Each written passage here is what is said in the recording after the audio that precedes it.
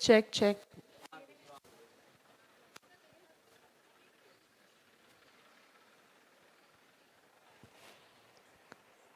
Good morning to all of you. A very warm welcome and hearty pranams to all our participants who have come from all over India and world.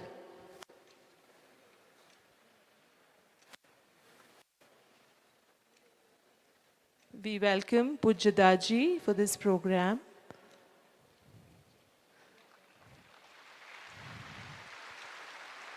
Pujya Shri Kamlesh Patel ji, the President of Sri Ramchandra Mission.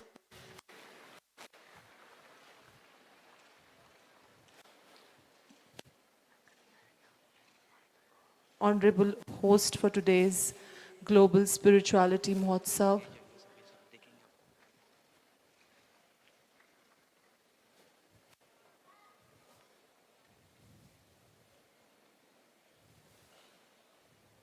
Pujya Daji is here. We also welcome all the spiritual gurus and masters of various spiritual organizations who have reached Ghana to celebrate the Global Spirituality Mahotsav. All the spiritual gurus, masters, and representatives of various organizations from India and all over the world are here. A very, very grand event which we are just going to see and we are going to inaugurate in the presence of all these great dignitaries, great leaders of the world who are here.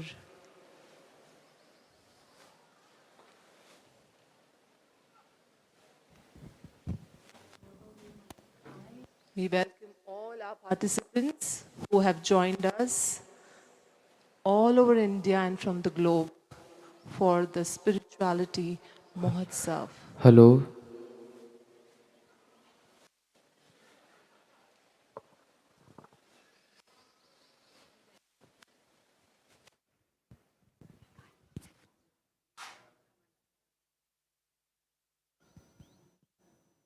I would request all our participants to kindly settle down.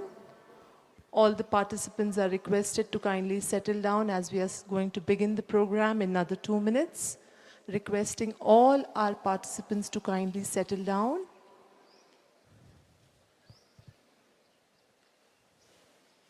All our guests are requested to please take their seats.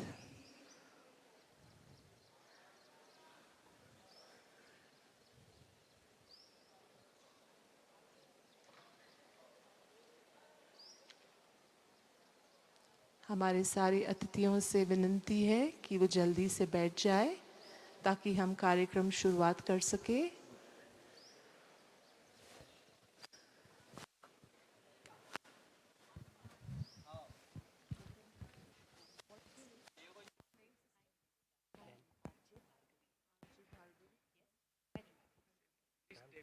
You married? This will be cutting off.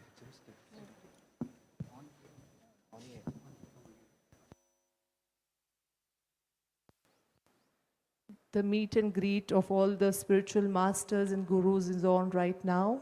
A very momentous, joyous occasions. All the various spiritual organizations bonding together with a lot of love and divinity. Indeed, a very blessed moment in the history of India. All the masters, all the various spiritual organizations have come together on one platform to celebrate love, divinity, and to create peace all over the world. A very, very unique concept curated by Revered Daji and Cultural Ministry of India.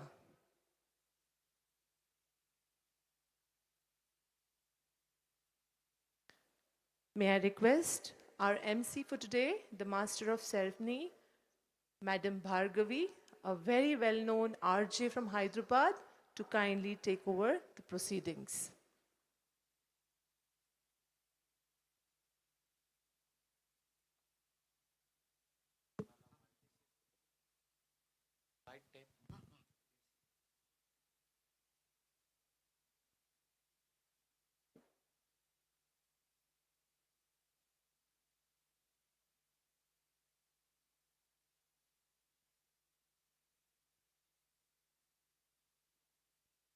isn't working.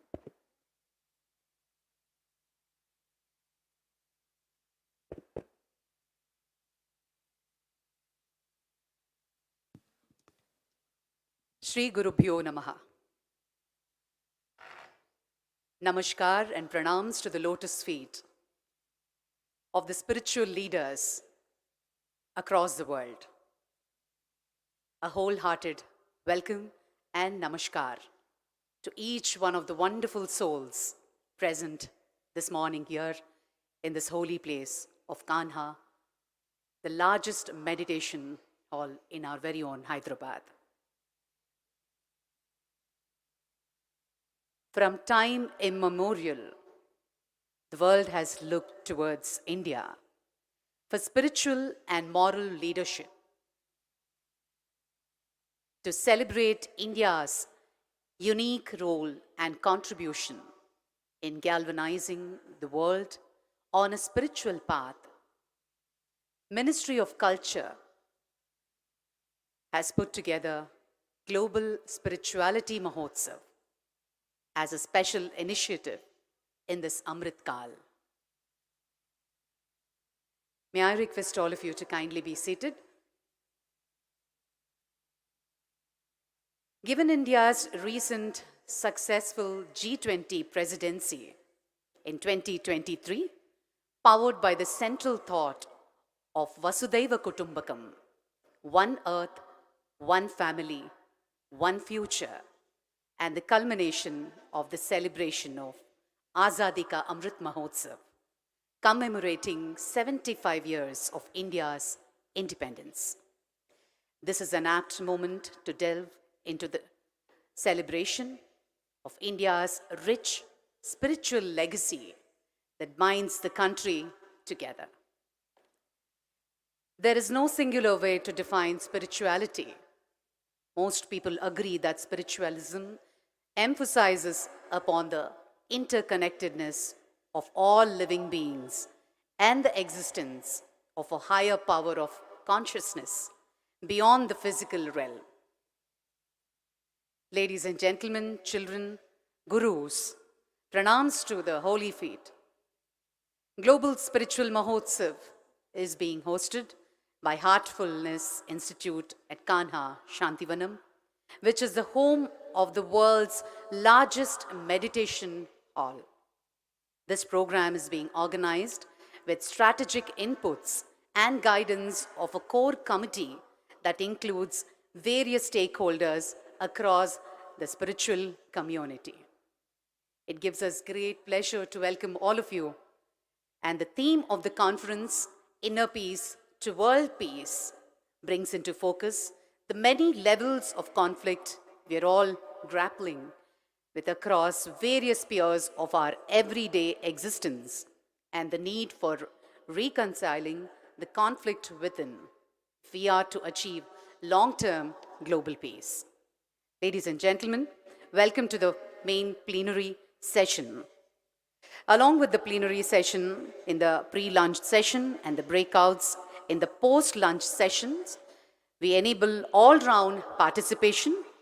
For a detailed idea of the schedule, please refer to our website, worldspiritualitymahotsav.org. The plenary theme overview is Inner Peace to World Peace, Spirituality in Daily Life, Confluence, Interfaith Dialogues, Being and Becoming, Transformation and Spirituality, Spirituality in 2047, Youth and Spirituality in the Digital Age.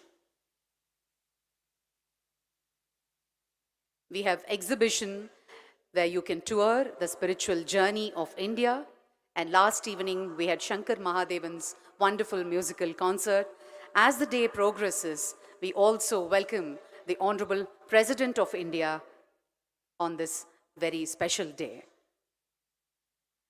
I take the pleasure to welcome all of you for the main plenary session.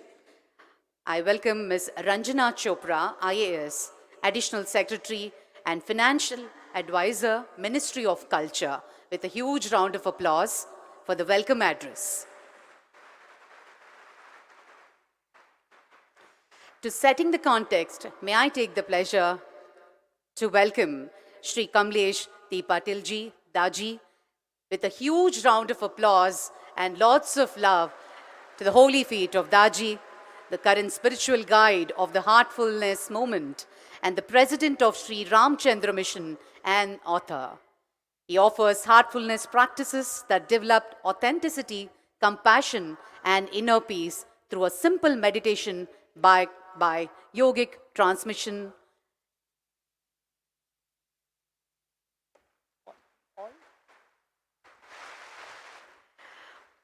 We also take the pleasure to welcome His Grace Sri Gaur Gopal Das Ji from ISKCON. Sri Gaur Gopal Das Ji, a Hindu monk, lifestyle coach, motivational speaker, and a former electrical engineer. He's been speaking across the world for over 2 decades and has even spoken at the United Nations and at the British Parliament. Warm welcome, Gopal Das Ji.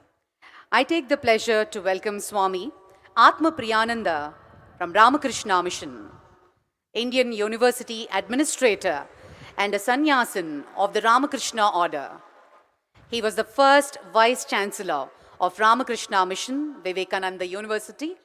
He joined the Ramakrishna Mission in 1978. A huge round of applause, ladies and gentlemen.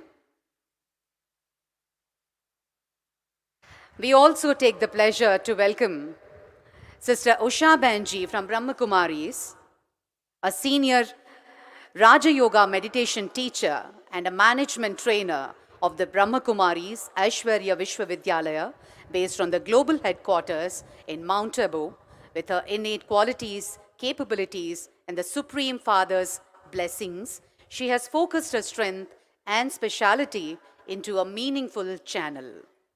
She is a practical example of applied spirituality. Sister Usha Benji. We take the pleasure to welcome Sri Tridandi Chinna Sriman Narayana Ramanuja Chinnajiyar Swamiji, Vedic scholar, spiritual leader, known for his discourses on Sri Vaishnavism. He is the designer and the planner of Statue of Equality, a statue dedicated to Ramanujacharya in Hyderabad. He is the guiding factor behind the Telangana state government's Yadadri temple. He is one of the few Jiyars who has accepted disciples irrespective of their caste. Padma Bhushan Sri Tridandi Chinna Sriman Narayana Ramanuja Jiyar Swamiji.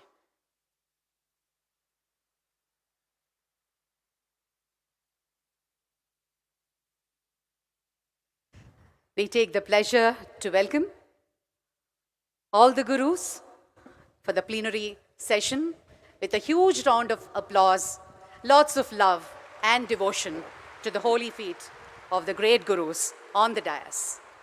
I now hand over to Mrs. Ranjana Chopra, IAS Additional Secretary, Ministry of Culture, for her opening remarks. Over to you, madam.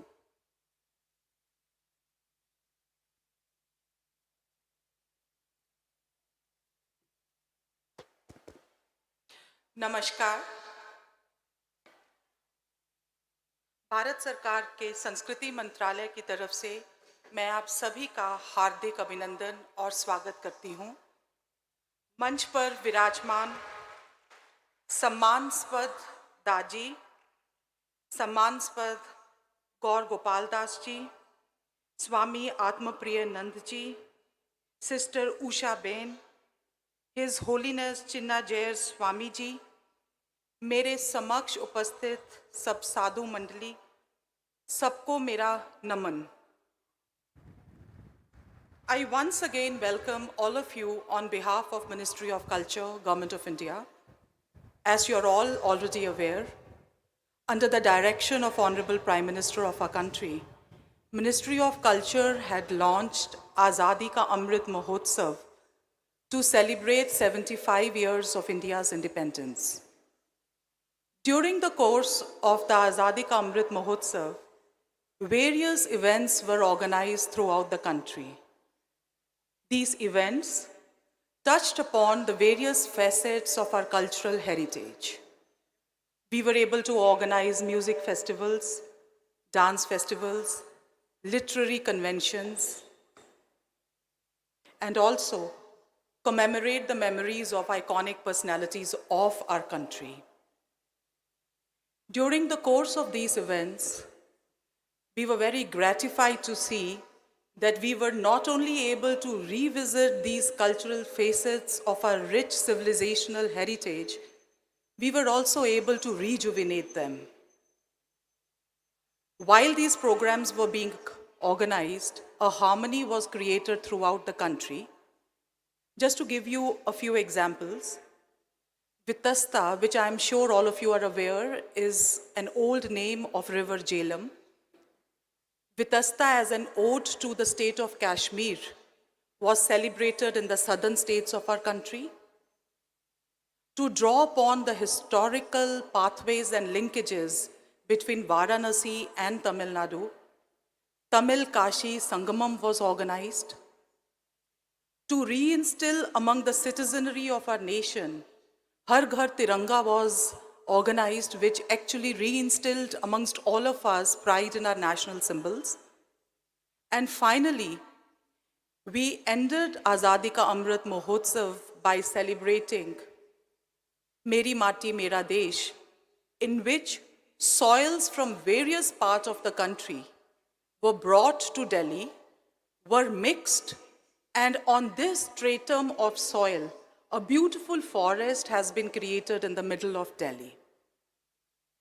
While we were doing all these activities, one thing that actually emerged very, very strongly was that when we look back into our civilizational and cultural heritage, what stands and what shines out is that we are, without any doubt, a civilization of knowledge.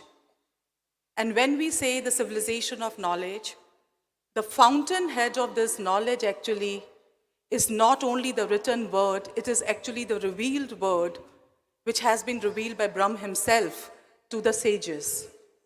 When we talk about this perspective, we find that we almost transcend this world and move into the realm of spirituality.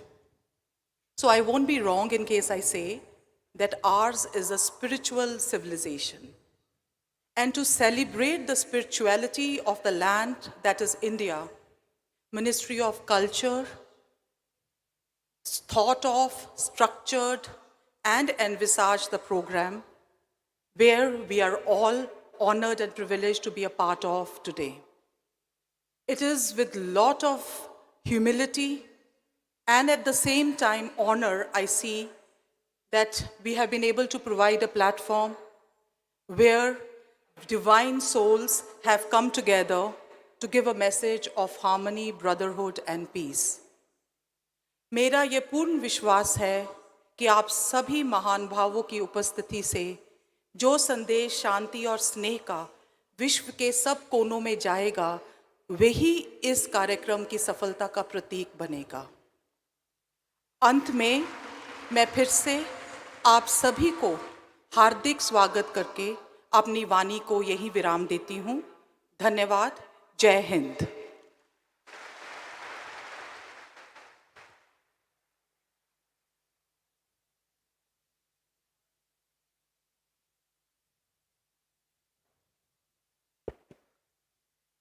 Dhanyavad Ranjana Chopra ji. Thank you very much.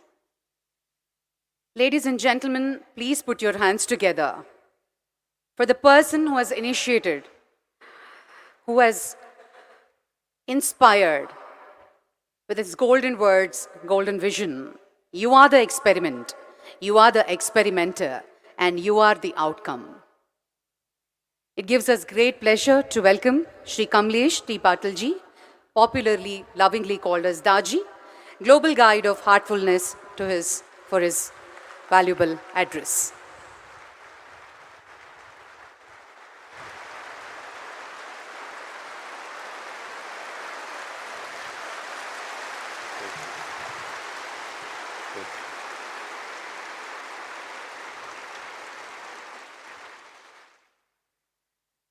My heartfelt pranams. Sister Ranjana ji, Gaur Gopal Das ji, Sri Atma Priyanand ji, Sister Usha ji, and Chinmaya Garu ji. Thank you. Revered sages who are present here, and my very dear sisters and brothers. Such an opportunity of coming together for a greater goal. The world has witnessed so-called religions, so-called faiths dividing people. But we should not blame religions or the faith. Mr. Jain, who is seated amongst us, reminded me of Kofi Annan's statement that faith is not the problem. Problems lies with faithful ones. Faithful ones are the one who creates the problem unnecessarily. Religion, religious leaders, they have a holy purpose. They have promised, they have devoted their lives, they have sacrificed their regular comforts, and are at the service of humanity. All these religions are garlands, just as we see beautiful flowers here. Brahma Kumari is blooming with love and fragrance, trying to bring Brahma Vidya. ISKCON movement bringing about, the fragrance of love and bhakti. Sikhism trying to bring something beyond us, trying to bring unification, one God. Islam, peace be upon the brothers and the Prophet. There is no solid brotherhood like the one you will find in Islam. Christianity, full of love and compassion. Buddhism advocates self-efforts, self-penance. Jainism, utter penance is simplicity, purification. Imagine what would happen to all of us if we embrace all these qualities in one package. Think over it.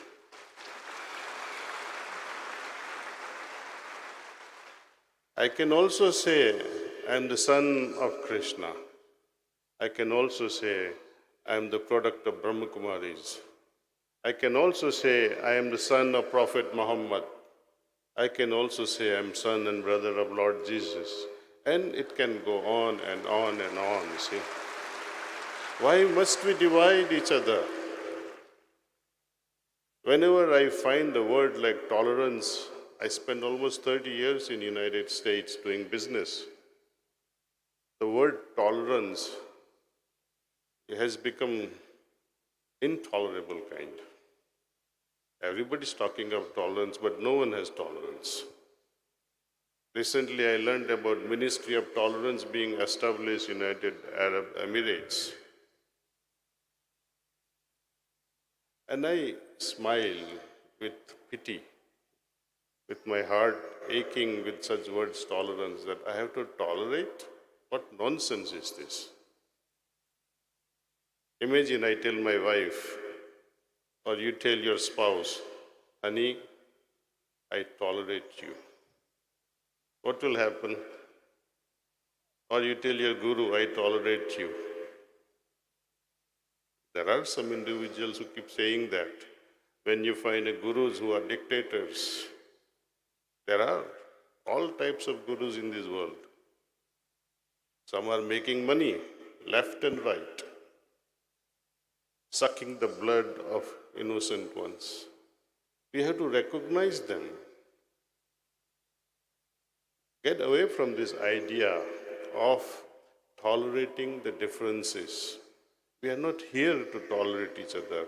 We are here to accept. Acceptance is the key.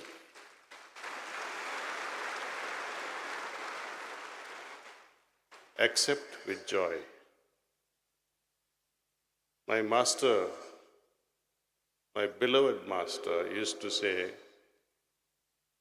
had the Indian sages were born in or born on the North Pole, would they have recommended vegetarian food? Think over it. All these adjustments are made according to the environment. We should not become critical of what you cannot do, but see the situation, why they are doing what they are doing, and why we are doing what we are doing. If they can respect me, I have to respect them. This mutual trust, mutual respect, mutual acceptance is the way forward. If she cannot adjust, if she cannot adapt to this evolving phenomena, you know the story of evolution, like dinosaurs, we will also disappear. The differences can ruin us. Instead of becoming the uniting factor, religions have, rather the faithful ones have divided many religious groups and communities. And that's very painful because religion, relegare, rejoining whom? Each other. And when we are connected with each other, only then we can dream of uniting with the Lord, united with that ultimate divinity. Is that not the purpose of all of us? That the drop merges in the ocean, raindrops falling in the ocean, becoming the ocean. And we are all that, each one, each Atman, a raindrop, becoming the ocean eventually. The dissolution, ultimate dissolution, ultimate merger is the goal. Can oil drop merge in the ocean? It can float eternally. It can never become part of it. It only means my qualities, my real essence must match with that of the ultimate if I have to merge with that.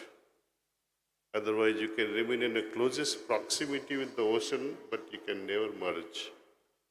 That will be very sad. Dogmas and beliefs, they are good. Religions, all religions carry these dogmas and beliefs. God is everywhere. It's one of the beliefs. When you ask your mother or father, do you believe in God?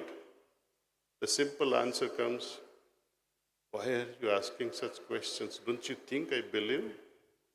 Sometimes such questions can make them angry also. But you ask them, why do you believe? They say, oh, my mother says so, my father says so, our scripture says so, our dharma says so. But mommy, what do you say? Then she'll say, beta, तूने अभी तक खाया नहीं है, तू खा ले. She will not have any answer. We have to find the answers from within our heart. Someone asked my master a beautiful question. Babuji, can you show me God? And you were wondering what answer he will give.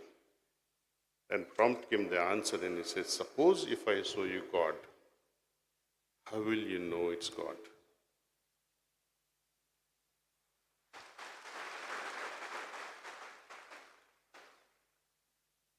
So there comes the role of spirituality. Religion gives us the idea of presence of some higher entity, and we believe those words with trust in our parents, trust in our religion. So faith begins with belief. Now, when you're talking of faith, recently I learned about Hazrat Pir Inayat Khan, who was born in early 19th century and who went to the West trying to spread Sufism in the West. When he seeks the blessings of his Murshid, his Guru blesses him with one statement. May your faith be strengthened.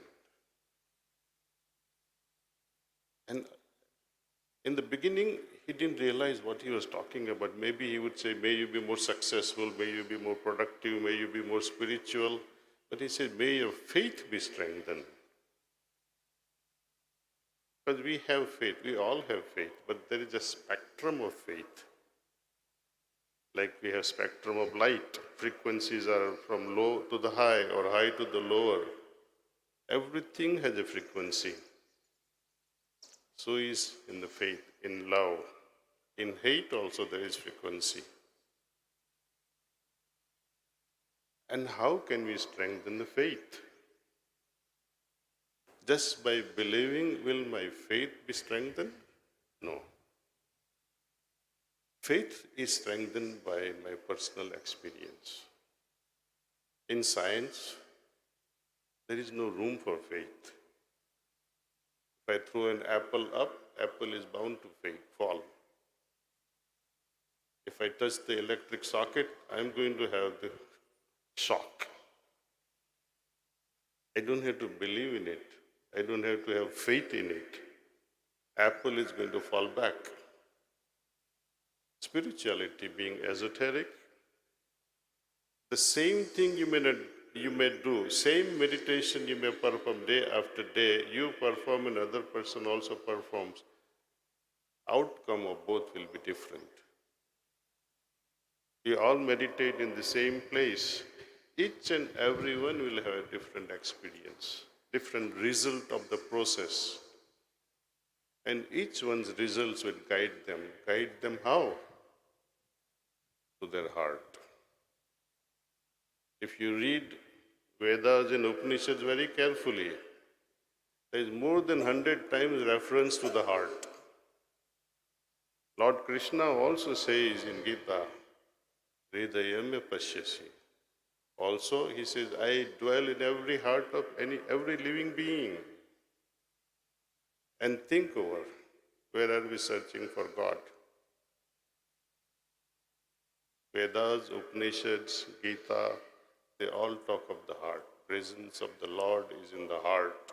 Experience the presence in the heart. But our way of search is outward, is outbound. How can you succeed in such a case? Even when you are face to face with the Murti you worship, with the belief, with faith, with love, with adoration, with reverence, what happens to you there? Have you watched people walking around, waiting in line to enter the Tirupati temple? All with a lot of faith, but as soon as you reach the deity, what happens to you? You close your eyes. And what are you trying to do there? Trying to feel something that may happen in your heart. Isn't it? You could have done that at home also. Even politicians, may there be wisdom in them. Congress fellow will go there, my Lord, may I be the winner. BJP fellow will go there, my Lord, may I be the winner. And they keep throwing cash. You think that cash will be taken to Vaikuntham? You are only fooling gods. And every religion without an exception are successfully using two weapons. One of fear, that if you don't do, this may happen to you. You may go to hell after your death. And you are scared. You become chicken.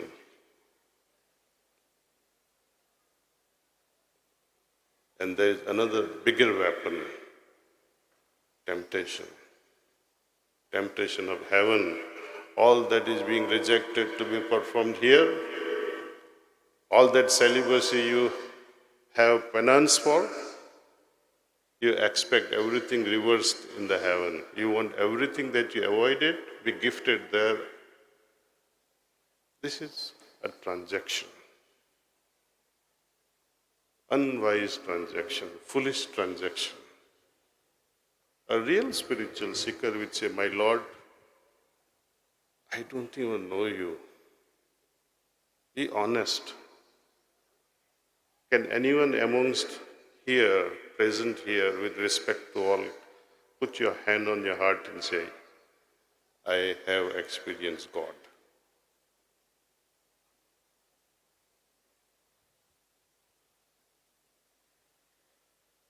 And that's what we like to say. My God, I don't know whether you are there or not, but I like to experience your presence in my heart. And we should sit with supplicant mode, with reverence, with puja bhav, without conditioning ourselves that God is like this or God is like that. Remove all indoctrination that we have received and bombarded with from our childhood. Even Lord Krishna, during his lifetime, how many people could understand him? Even Prophet Muhammad, even Lord Jesus Christ, how many could understand these great personalities during their lifetime? Poor fellow was put on the cross. Prophet Muhammad, he was hunted from Medina to Makkah and Makkah to Medina, trying to save his life. People wanted to kill him. Lord Krishna, he was hated by the majority and loved by very few. And who could understand his avatar Purusa status? None. Even when Arjun was sold the universal form, he said, please come back to my friendlier form. I like that one better. I don't like this one. It's very fearful. So even while showing the real form, you cannot recognize. Even seeing the real thing, you cannot recognize a personality. How are you going to understand? By seeing the imageries. Don't talk of Shraddha. It's out of fear and temptation. Your Shraddha is a whitewash. When you meditate and make that dogmatic belief, which is good, it's better than not believing. But the next better step would be to experience the presence, to experience the Lord in your heart. That's why we say, my heart is the laboratory. In this laboratory, I will run my experiment, whether God is there or not, and see the results, and see if this result can transform my personality, if this can change me. And once we experience, then we say, yes, I have realized my knowledge is verified, my belief system is verified. And the next step will be even more painful. Having experienced creates more pain. I'm telling you this from my personal experience. You will understand this, the tragedy of momentary experience, because you look forward to it again and again. It should have become permanent. So the practices. Let me give you another example, that if you happen to be with your friend, and that friend happens to be one of those Ambanis, many gurus flock around him, enjoy the hospitality of such wealthy people. Next thing what happens? You are there for 3 months perhaps. In heart of your heart, what do you think? I'm enjoying this, I'm having a great experience, but I wish I was also as rich, isn't it? So divine experiences, however great, they're better than simple knowledge. But I have to become that experience. Divine experiences are like carrots sewn to a donkey, so the donkey keeps walking, keeps carrying the load. Without these experiences, no yogi would ever practice yoga. So, from experience, I must learn how to become. Experience must teach me to become divine myself. And that also is not the complete journey. My experience shows even the states of Satchitanand, which people claim it's the ultimate experience of the Sahasra Dal Kamal, but there is much more awaiting us. SDK is a diversion. It's your test, last test in your journey. If you are trapped with this Anandam, you are finished. You will enjoy this eternally, this Anandam. But remember, it's like a worm that relishes the cow dung. We must transcend even the Anandam. It's easy to lose your family members. It's easy to say, become ascetic, leave your family. It's very easy. Any fool can do that. But to renounce Anandam, and that the ultimate Anandam, it's not a job of a big or small soul. It needs courage. One must go beyond. And that is true renunciation. Say goodbye even to Anandam. From being, you enter the zone of non-being. And it is from this non-being that every being emerged. It is this promise for which I have to dissolve my differences, that if I maintain these differences right from the beginning, I'd be trapped in this jail of religions. I must free myself. Because all these religions are there because of the times. When so-and-so was born in particular time, particular place, they coined certain rules, certain maxims, certain lifestyle orders, which may not be applicable in modern world. I'll complete my talk with the last story that I wanted to share. At the age of 18, I wanted to become a monk. The passion was there. I was in search of my Ramakrishna, the great Paramahansa. I wanted to become like Swami Vivekananda. I said, why not? And I muscled myself, took courage in my heart, and left my home. So in the morning, I didn't say even one thing to my parents, but with closed eyes, with respectful heart, I left home. I reached to Narmada. There was a big Shiva temple, very ancient temple, and there were many Aghori Babas, almost dozen of them. I just sat there, watching them, what they were doing, and there was a very respectable elderly person there, also a Aghori Baba. He must have been 80 plus. He kept watching me, and as the sun was setting, he came to me and he asked me, Bete, yahan kya kar raha hai? My son, what are you doing here? So I pleaded, would you become my guru? Would you accept me as your shishya? I would serve you to the best of my abilities. There were tears in his eyes. Bete, my son, I am now 80 plus. I have not experienced God. I have not felt anything so far. Now I have become a beggar. All these people, they serve me. They go from house to house. What have you become? You have the chance to serve your family, and you will find godliness present there.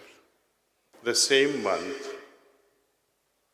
I happened to meet a trainer of heartfulness while I was in the third year of pharmacy college in Ahmedabad.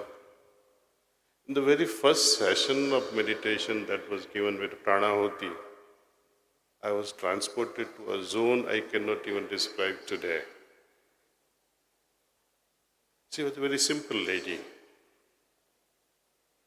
Also the trainer of heartfulness, trained under Babuji Sahab, Sri Ramchandra Ji. There, in the mid of meditation, a flash occurred, with the left hand raised, no face to be seen, with a golden aura, and I knew this is Ramakrishna Paramahansa. My eyes melted, I was gone. No idea where I was. It's like, you were absolutely gone, finished, zonked. She, my trainer, the preceptor, she kept touching my knee. Bas kijiye, that's all, Hari Om.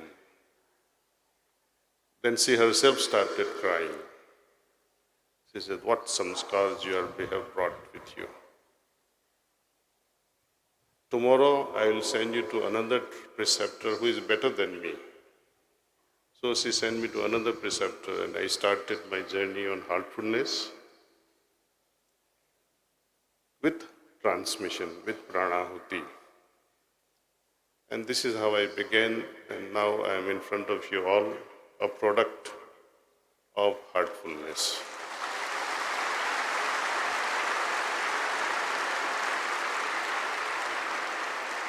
Not a day will repeat.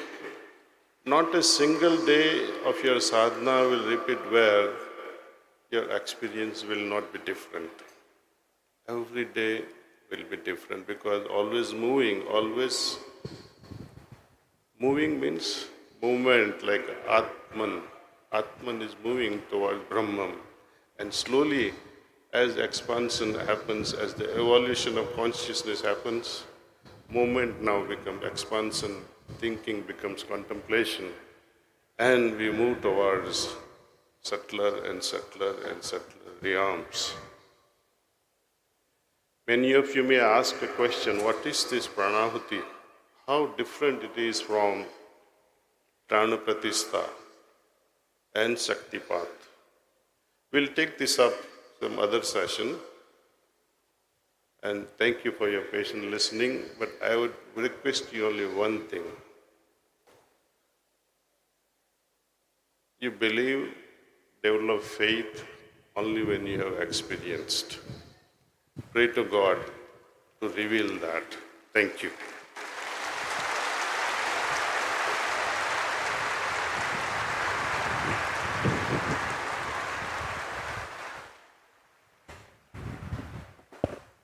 Dhanyavad or pranams, Daji. We now take the pleasure to welcome a former electrical engineer turned a monk, lifestyle coach, motivational speaker. He's spoken across the world over 2 decades, even at the United Nations and at the British Parliament. Ladies and gentlemen, please put your hands together for His Grace Sri Gaur Gopal Das Ji from the ISKCON.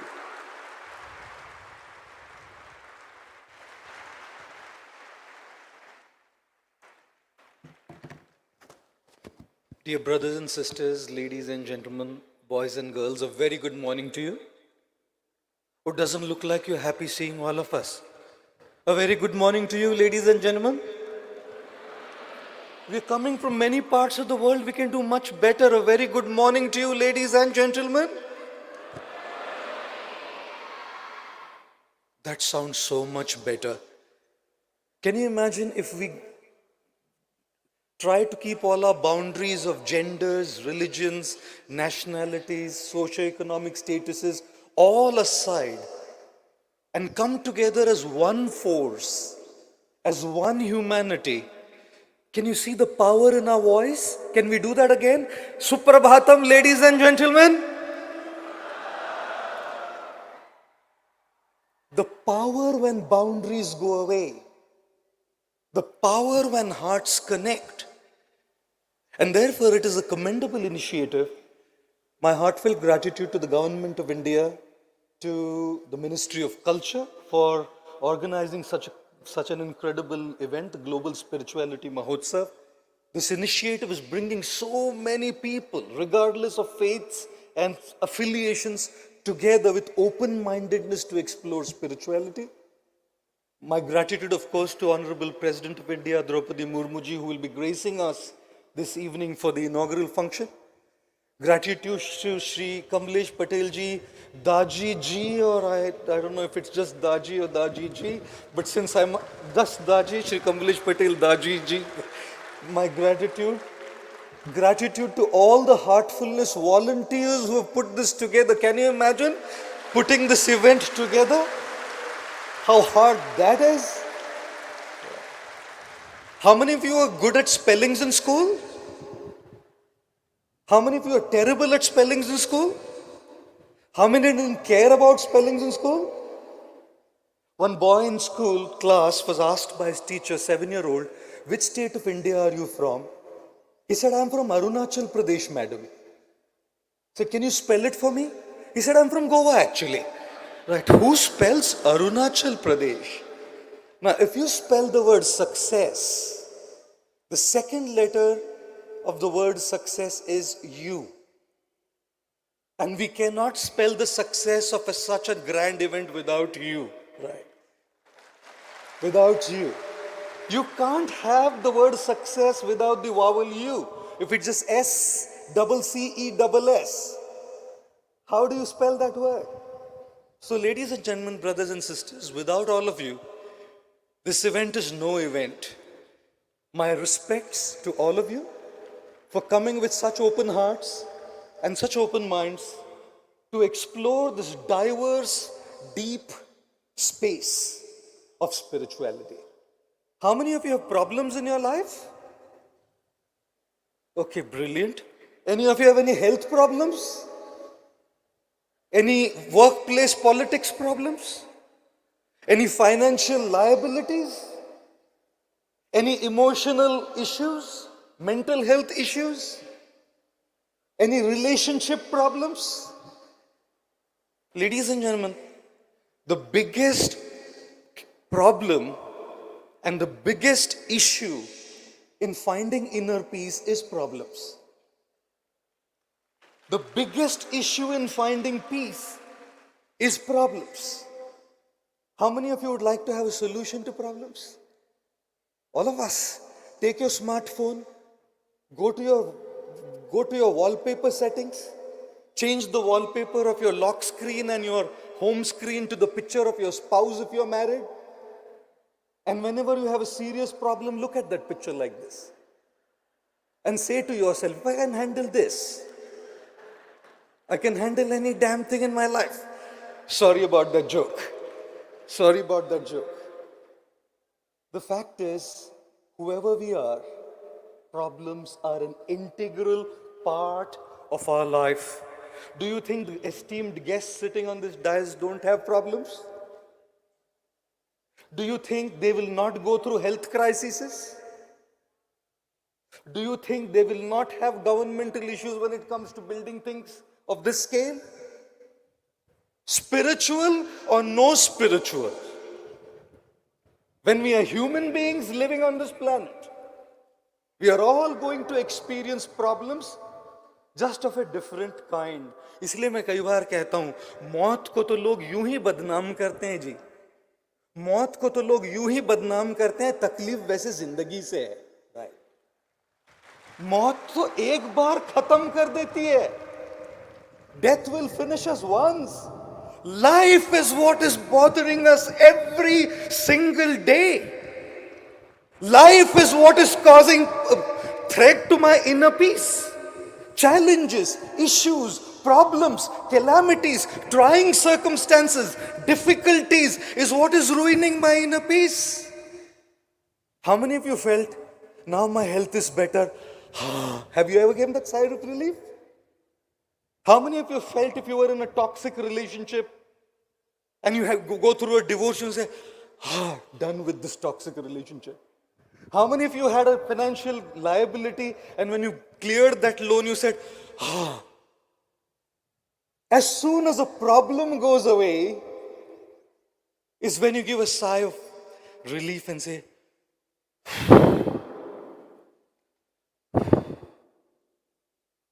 peace.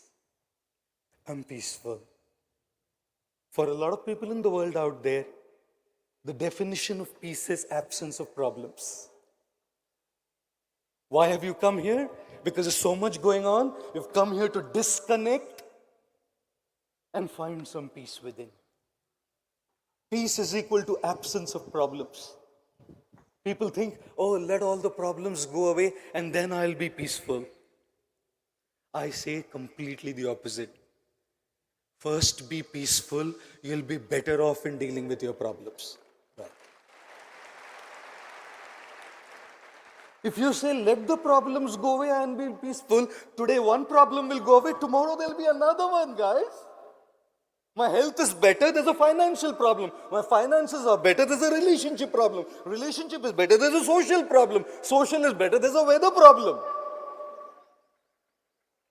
Will there ever be an end? Don't wait for problems to end to be peaceful, because problems will never end. Find your peace. And when you find your peace and your inner peace, it is from that space of peace that you will be able to deal with your problems effectively. If there's one thing that the world lacks today, is individuals who can navigate through their challenges and be at peace. The world is a collective reflection of individual consciousness. If I am not peaceful, how will the world be peaceful? If the citizens on this planet, if the brothers and sisters, the ladies and gentlemen, the boys and girls, if every individual doesn't find their peace, how will the world be peaceful, ladies and gentlemen? I'm going to tell you a story and probably give you 3 or 4 things to reflect on as you leave this place after 4 days as a practicing principle. There was once a king, and the king was extremely fond of art and paintings. He made an announcement that anybody who makes a painting depicting peace, the best painting will be rewarded with 1,000 gold coins. Thousands of artists came. They all started painting, making varieties of painting to depict peace. There was a gentleman who was screening all the paintings, and out of all the hundreds and thousands of paintings, he selected 2. And they were both covered with a veil. Now the king was to come on stage, unveil each of them, see what was painted, and decide out of the 2 who was the winner and who gets the 1,000 gold coins. The king came on stage. He unveiled the first painting. What did he say? A beautiful, crystal clear lake, aquamarine waters. There was such clarity you could see the bottom of the lake. There were beautiful mountains, birds flying around, clear skies with fluffy clouds floating in, beautiful swans swimming on the surface of the lake. And the king said, wow, my goodness me, this seems to be like the best painting depicting peace. He went to the second one. He unveiled the second painting.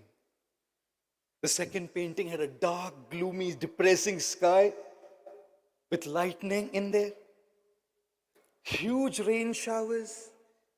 There was a mountain which was dry, no greenery, and there was a tiny little branch jutting out of the mountain. On that mountain, on that tiny branch, was a nest. And in that nest was a mother bird feeding her little ones, the birdlings, with great affection and love. Guess which one did the king reward? The second painting. Because the first one is a myth. Life is not serene. Life is not calm. Life is not clear. Life is not peace. Life is challenges. Life is chaos. Life is mayhem. Life is issues. Life is difficulties. Life is trying circumstances. Life is tribulations.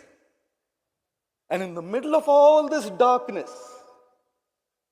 if I can have my inner nest here, my heart like that nest. Outside is a gloomy sky. Outside is thunderstorms. Outside is lightning. I lost my job. I lost my parent. I lost my spouse. I lost this. I lost my health. I lost my money. Lost. This is the world outside.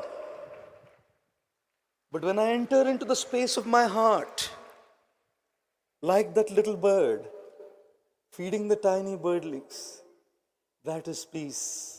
The real depiction of peace. Finding peace within, in a world full of chaos, in a world full of mayhem. And that is exactly what happened on the battlefield of Kurukshetra.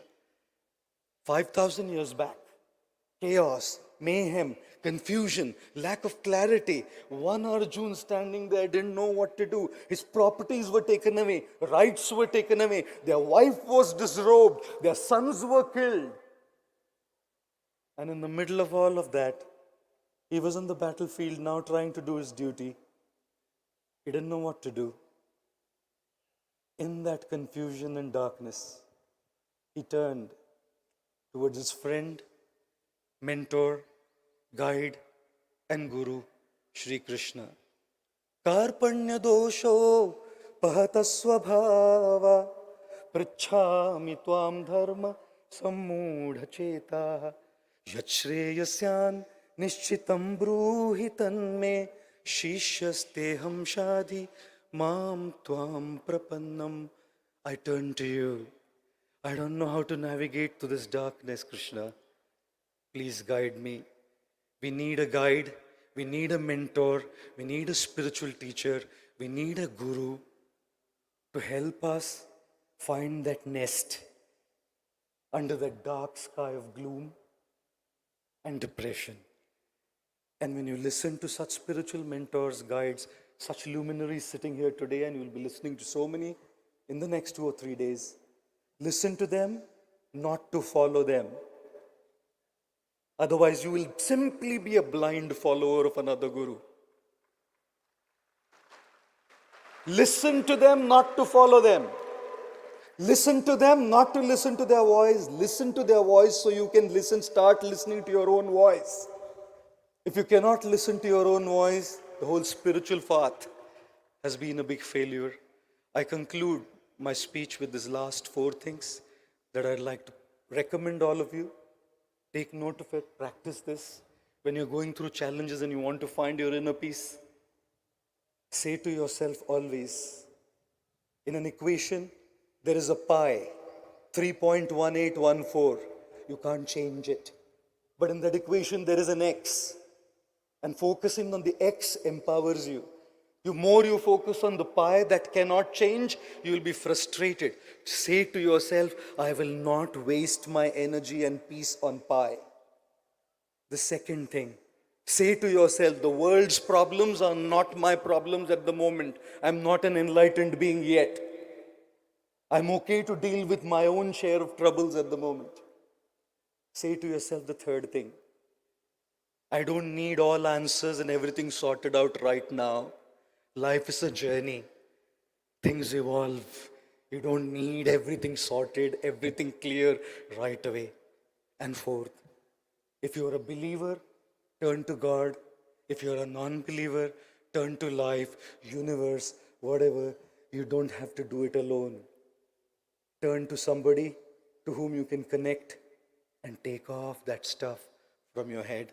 And as Kamleshji Patel Daji ji said, in this world today, let's religions not divide us.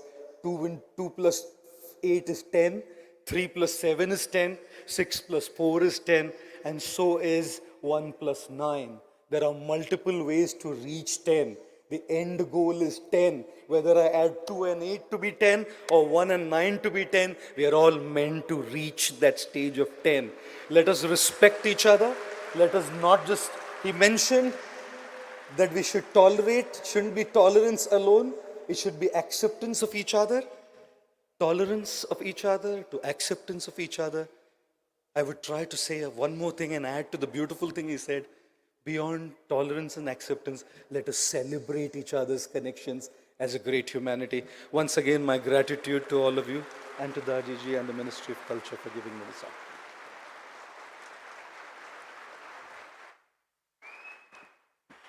Dhanyavad, or thank you very much, Gopal Das ji, for all the energy and the inspiration. A huge round of applause, ladies and gentlemen.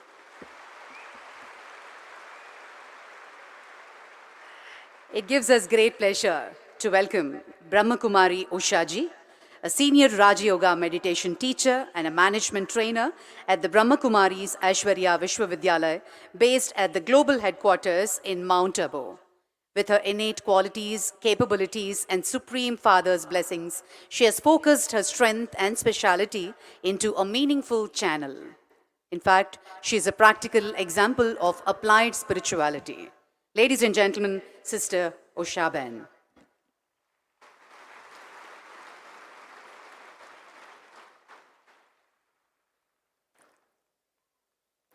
Om Shanti. Greetings of peace from Mount Abu, from our Chief Administrative Head, Dadi Ratan Mohini ji, and our seniors. And thanks so much to our government, Ministry of Culture, our respected Kamlesh Bhai Patel, Daji, our eminent speakers, brothers, and all the ones who are present here, brothers and sisters from various parts of the country and abroad.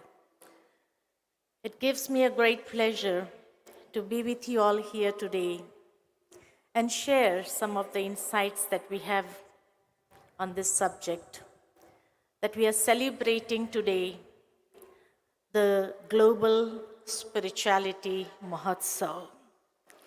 Mahotsav means celebration. So we are all here to celebrate. And this celebration is unique.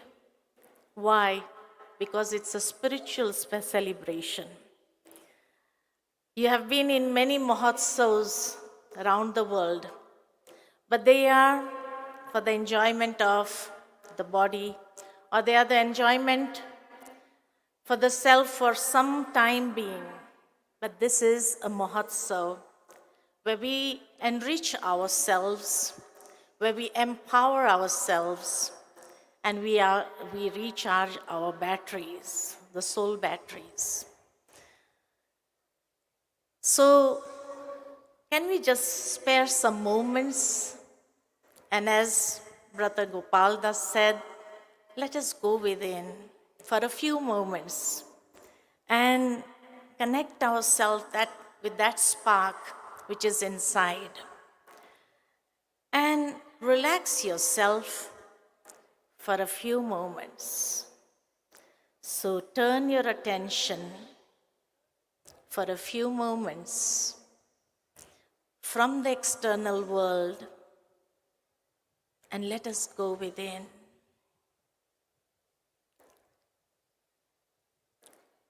With your inner eye, visualize yourself as a being of light.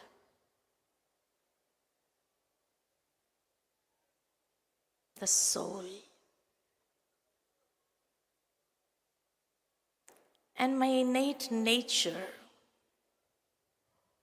is peace.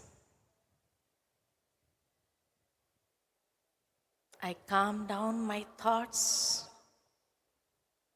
for a few moments.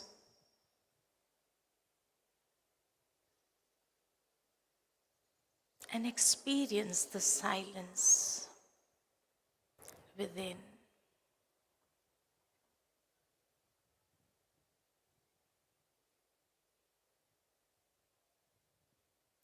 Slowly and gradually,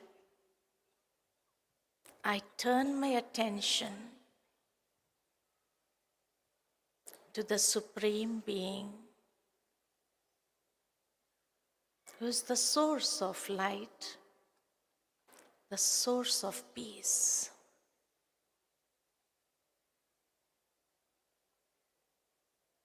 And as I connect my mind with the Supreme, I allow the power of peace to empower the self.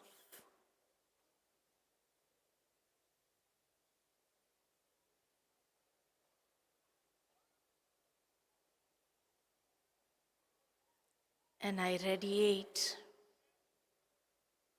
that peace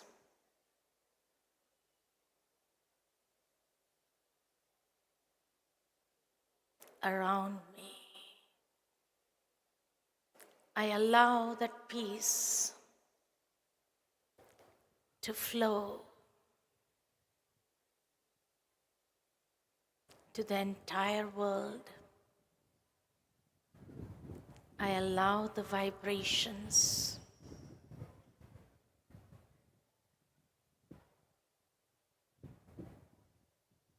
to spread in the world so that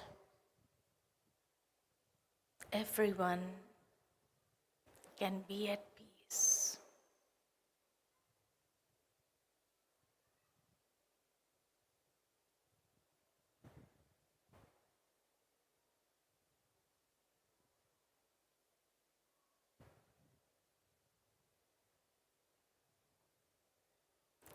Om Shanti. As our brother rightly mentioned, that peace is not something where we find that everything is so serene and we can experience peace. Otherwise, people may go to the jungles, may go to the seashores maybe to experience that peace. They may go to the mountains. But we all need peace while being at our place, living in the life full of challenges, and still my mind is at peace, calm, positive. That is what we all need. It reminds me of a beautiful story that once there was a person who put a challenge in front of many, that whoever can stay in peace, can stay alone in a house for 1 year, I'll reward that person 10,000 rupees. Nobody took the courage. There was one young man who said, okay, I can try and take up this challenge. So he accepted. And he said that this is a place where you have to stay for 1 year. You cannot meet anyone. You cannot have any television. You cannot have any mobiles. You cannot have any internet connection with you. Nothing. You have to stay alone. You'll get some books to read if you want to. For 1 year, you have to be there. So initially, when he had nothing to connect himself with, not to the world, not to anyone outside, there was frustration that was getting inside him. He started banging his head. He started pulling his hair. And he had a buzzer that if you fail and if you don't want to go on for 1 year, you can press this buzzer button and come out. But you'll lose everything. So he was about to press the button, but then he remembered the 10,000 rupees, which he was in great need of. So again, he would go here and there in the house, but he didn't know what to do.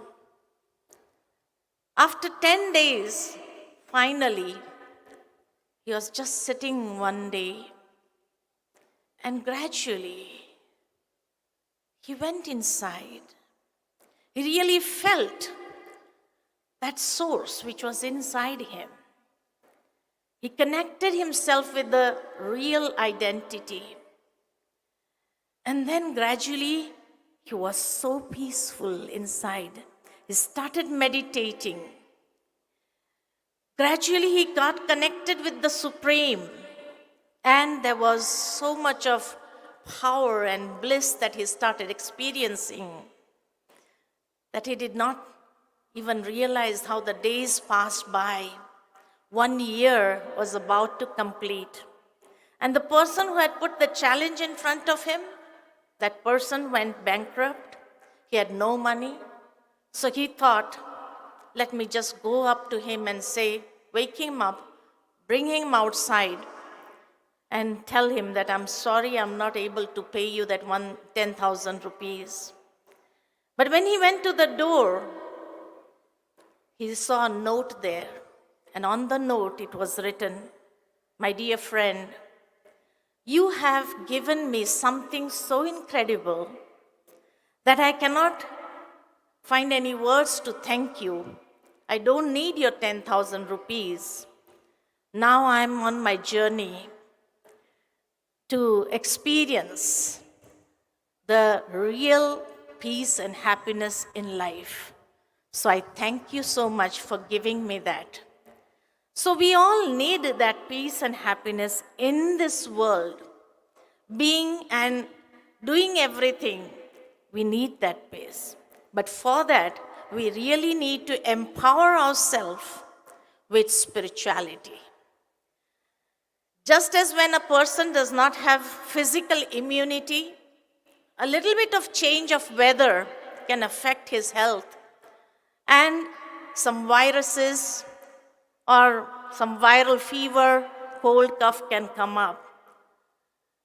Similarly, today all these things are disturbing my mind, creating a lot of frustration, not allowing me to experience peace because my spiritual immunity has come down.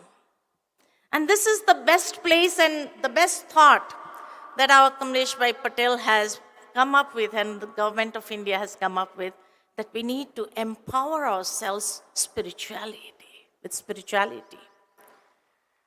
And the day we are able to do that and increase our spiritual immunity, definitely we'll be able to rule the self and we'll be able to conquer the hearts of many. And this is our culture. This is the culture of India.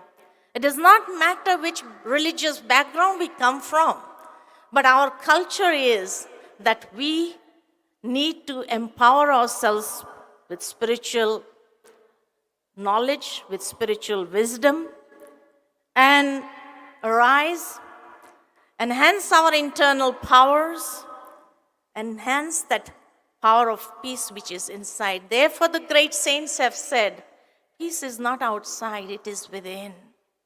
We have to go within and experience, realize, and empower ourselves with that. Then, when the spiritual immunity comes up, then no matter whatever comes up in my life, nothing can disturb me mentally, emotionally, physically. Nothing can disturb me because we are beyond. And we know how to handle our lives very well. Bhagavad Gita, in the essence of Bhagavad Gita, it is said, जो हुआ वो भी अच्छा, जो हो रहा है वो अच्छा, और जो होने वाला है वो बहुत अच्छा. The only thing is I need to develop that perception, that perspective, to look at life, what life is teaching me, what life is giving me, something valuable, which I can treasure it with myself forever and share with others also. So let us see life. Whatever has happened was good. Whatever is happening is good. And whatever is going to happen is going to be for the best. So let us look forward and apply this spiritual wisdom from Bhagavad Gita in our practical lives. Enhance our spiritual immunity, and then we can see how we'll be able to find peace with ourselves, with others, and spread that, radiate that out into the world as well. With these words, thank you very much for listening. Please. Om Shanti.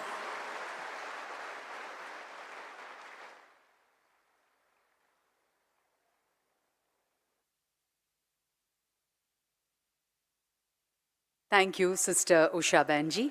Pranams and Dhanyavad. Ladies and gentlemen, it gives us great pleasure now to welcome. There are only few Jeers who accept disciples irrespective of their castes. He's a yogi, a guru, a spiritual guru known for his Sri Vaishnavism. Subscribes to the tradition of Sri Vaishnavism and the designer and planner of the Statue of Equality, a statue dedicated to Ramanujacharya, a Padma Bhushan, Sri Tridandi Chinna Sriman Narayana Ramanujana Jiyar Swamiji, Vedic scholar, spiritual teacher. His Holiness Chinna Jiyar Swamiji, may we request you for your address, please.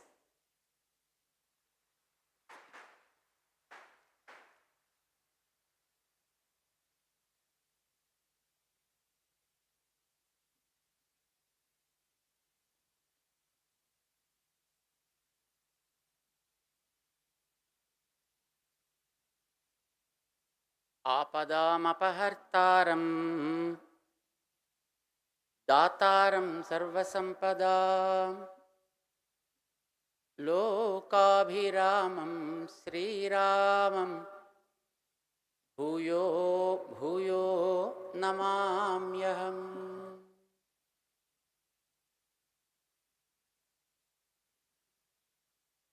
जय Sriman Narayana.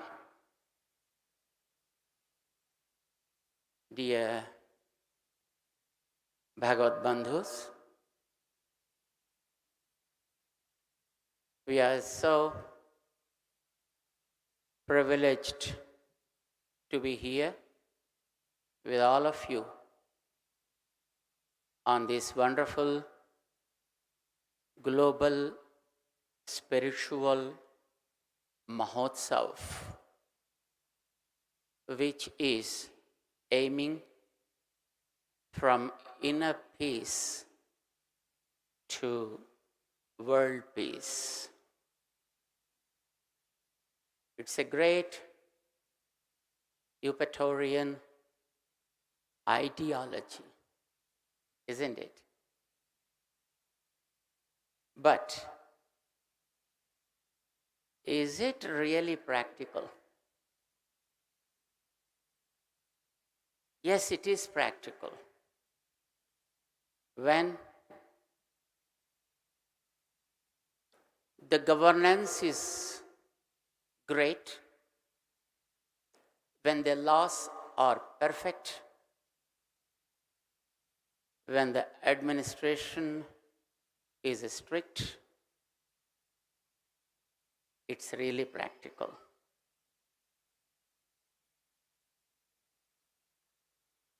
But now, are we seeing that in the reality?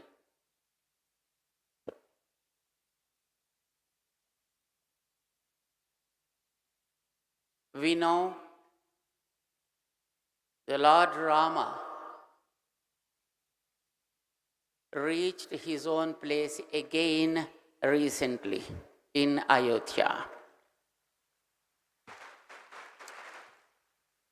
And now, Ramarajya is expected. We want Ramarajya, where every citizen is respected. And every part of this nature is also respected. Rama appeared on this earth during Treta Yuga. 2 yugas before, probably it is said, 1.75 million years ago. It is said Rama wanted to, or probably his avatar is to make a model human being or show that to the society as how an ideal society should be. We can go on talking about the great qualities that one has to possess, taking the example of Rama. As long as Rama was in his kingdom, he saw one type of world and he was pretty happy with it. But after some time, Rama entered the real world, to the forest. He spent there for a few years. And then he found the real world. There, people are not happy. People are enveloped with a kind of terrorism in animal kingdom, in demon kingdom, and thus in human kingdom too. And he thought, it's not something that I need to practice to set these things to right. They should be dealt with properly. And for that, he dealt with Wali, who was an animal in the forest, in an appropriate manner. And he dealt with Ravana in another way to control him. Then he returned and then started inculcating that peace among the human beings, what was called as Ramraj. As long as there was Wali, as long as there was Ravana-like beings, Rama was not able to spread the message of peace, because to practice something from within, you need, first of all, the body should cooperate. And the body should be secured, protected. But that was lacking because of persons like Valis and Ravanas. Until and otherwise, that terrorism was strongly taken care, and perfect system was established to take care of the rest of the people. He was not able to establish the peaceful life, what we call inner peace. Then Valmiki said, the great sage who recorded that historic time, Ramo, Ramo, Rama iti prajanam abhavan katha. Rama bhutam jagadabhut, Rame rajyam prasasati.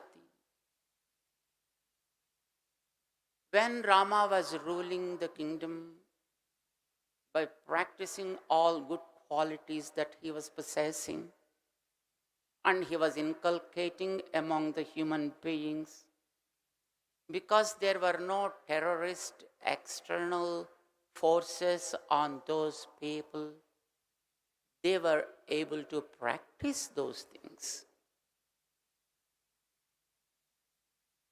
for which we need to first of all have an understanding as how to respect each individual.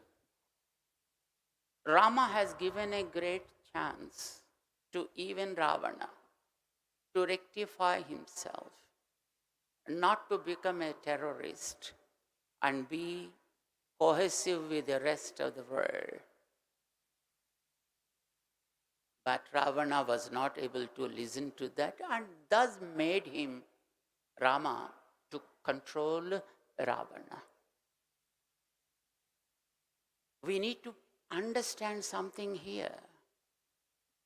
After eliminating Vali, Rama was not interested in establishing his own kingdom there. It was again those people have to rule their own kingdom, and Rama allowed Sugriva to be the ruler, again an animal king, to take care of those animals. And when Ravana was eliminated, Rama was not interested in establishing his own kingdom there. He was not interested in converting those people. He wanted them to practice their own culture, their own civilization, and their own traditions and customs. He never looked down towards them, and he never wanted to impose his own things on them. He made again another demon called Vibhishana, who wanted to understand the systems and then allowed them to rule their own people. We know today people across the world are under the clutches of terrorism. If it is just at the sprouting level of the terrorism, yeah, it can be addressed with, definitely with inner peace. But when it started spreading its branches and roots so wide and strong, then the need is the rulership, and then perfect and stringent laws, and the bureaucratic system to follow that very strictly. Then only people of that land will be able to practice whatever you say. Otherwise, when there are pressures, when there is violence, how anybody will be able to practice it? People need a kind of a security for their food, clothes, shelter. If the rulers of that land are able to provide these things to the people first, and then there won't be any kind of a need for the people just to turn back from their faiths just for the sake of food or shelter or health, or they need not become victims for any kind of allurement. Bharat was a place for good culture, good civilization, and having open hands for anybody from across the world. Because Bharat believed that we need to worship whatever we believed in. At the same time, we need to respect the systems of the world, whatever they are. And thus we have to live with each other. I need to respect you. I need to follow my own, worshipping my own way taught by my predecessors, my gurus, and my forefathers. But sometime what happened? The people from across the world believed in worshipping their own, but forgot respecting others. People in Bharat also remembered that we need to respect everybody, but worshipping our own was forgotten. Thus, this country was under the rulership or invasion of others for thousands of years. Fortunate enough, we are in Amritakal today because the people who are at the rulership now to this country are able to understand that we need to provide all sorts of security to our people for food, for cloth, for shelter, and for their own self-empowerment. Probably recently we heard that under Garib Kalyan Anna Yojana, our beloved Prime Minister assured people that you get minimum 5 kgs of your foodstuff for another 5 more years. Started probably during the period of COVID. Assurance for their living, so that they need not be allured by others, need not be turned back from their faith and adopt something else of others. Rulership is great, strong, stringent with the laws. Then the people will feel security to turn to inside and then start excavating the peace. My friends, there are systems which are working well across the world. If you look at Australia, where they strongly stick on to the law of the land and they never compromise with the law of the land. And they never disrespect the systems of others, whoever living in their country. But if somebody wants to say, because we are major in number, we want to follow our own law, then the Australian government will very gently say, it is really great to follow, to believe, to stick on to your own practices, which sometimes may not be in coherence with the law of this land. But then you can go to a place other than this country where you can practice them safely. Please. My friends, why I mentioned this to you? As long as the ruling of the country is not strong enough to protect their own law of the land and a common code for everybody,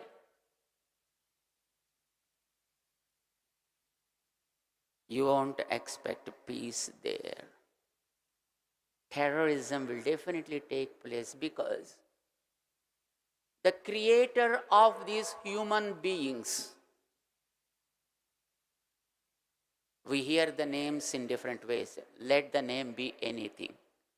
The creator of these human beings, created with 2 faults. It is probably the mistake that he made. 1, domination. And 2nd, possessiveness. These 2 are manufactured defects of human beings. He made the man like this. I need to possess whoever comes on my way. I want to dominate them. Probably the reason of science, the reason of technology, the reason of any advancement is to prove one to be more dominating and more possessive. But when the rulers of the land are able to understand the value of following one's own law of the land and respecting every others from across the world, then there won't be any kind of problem.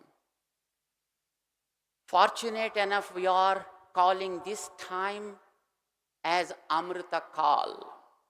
You know why? After 75 long years of independence, we have the government at the center who understand the law of this land, the culture of this land, and the civilization of the human race on this earth. We know very well.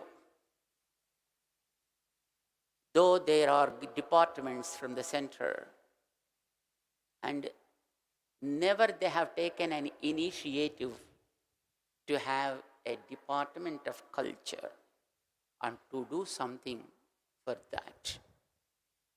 But now it is probably became Amrita Kal because they wanted to see that the culture is preserved.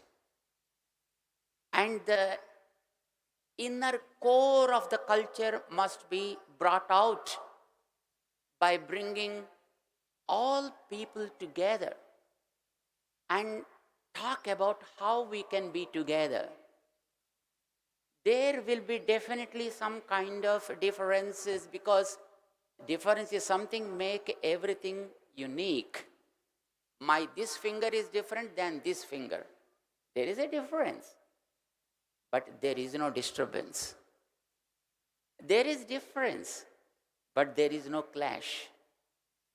We want these two fingers must be together to work with each other, respecting the system of each finger. Then only your hand will be able to produce something good. Same with religions, same with spiritual paths. As just now we heard from our respected speakers, spirituality has so many facets. As Gopalji rightly said, 1 plus 9 is 10, 8 plus 2 is 10, 7 plus 3 is 10. There are so many ways. We need to respect each way. So there are wonderful religions across the world which are able to bring people together. Spirituality and the religion are two very, very powerful things which are able to bring people together and control the minds of people. If they understand the value of worshipping one's own and respecting the rest, let it be anything. I may be a believer in some power called God, and my friend may be a non-believer of God. Doesn't matter. The belief and the faith are only for one's own growth, not to fight with the other. And if I want to grow by myself with my faith to understand others, it's really great. Let your atheism be with you in your growth. Let my faith in God be with me in growing by myself. But let both of us be together. Why? Because we want to live in a society. We want to be with the society. And we want to go with the society.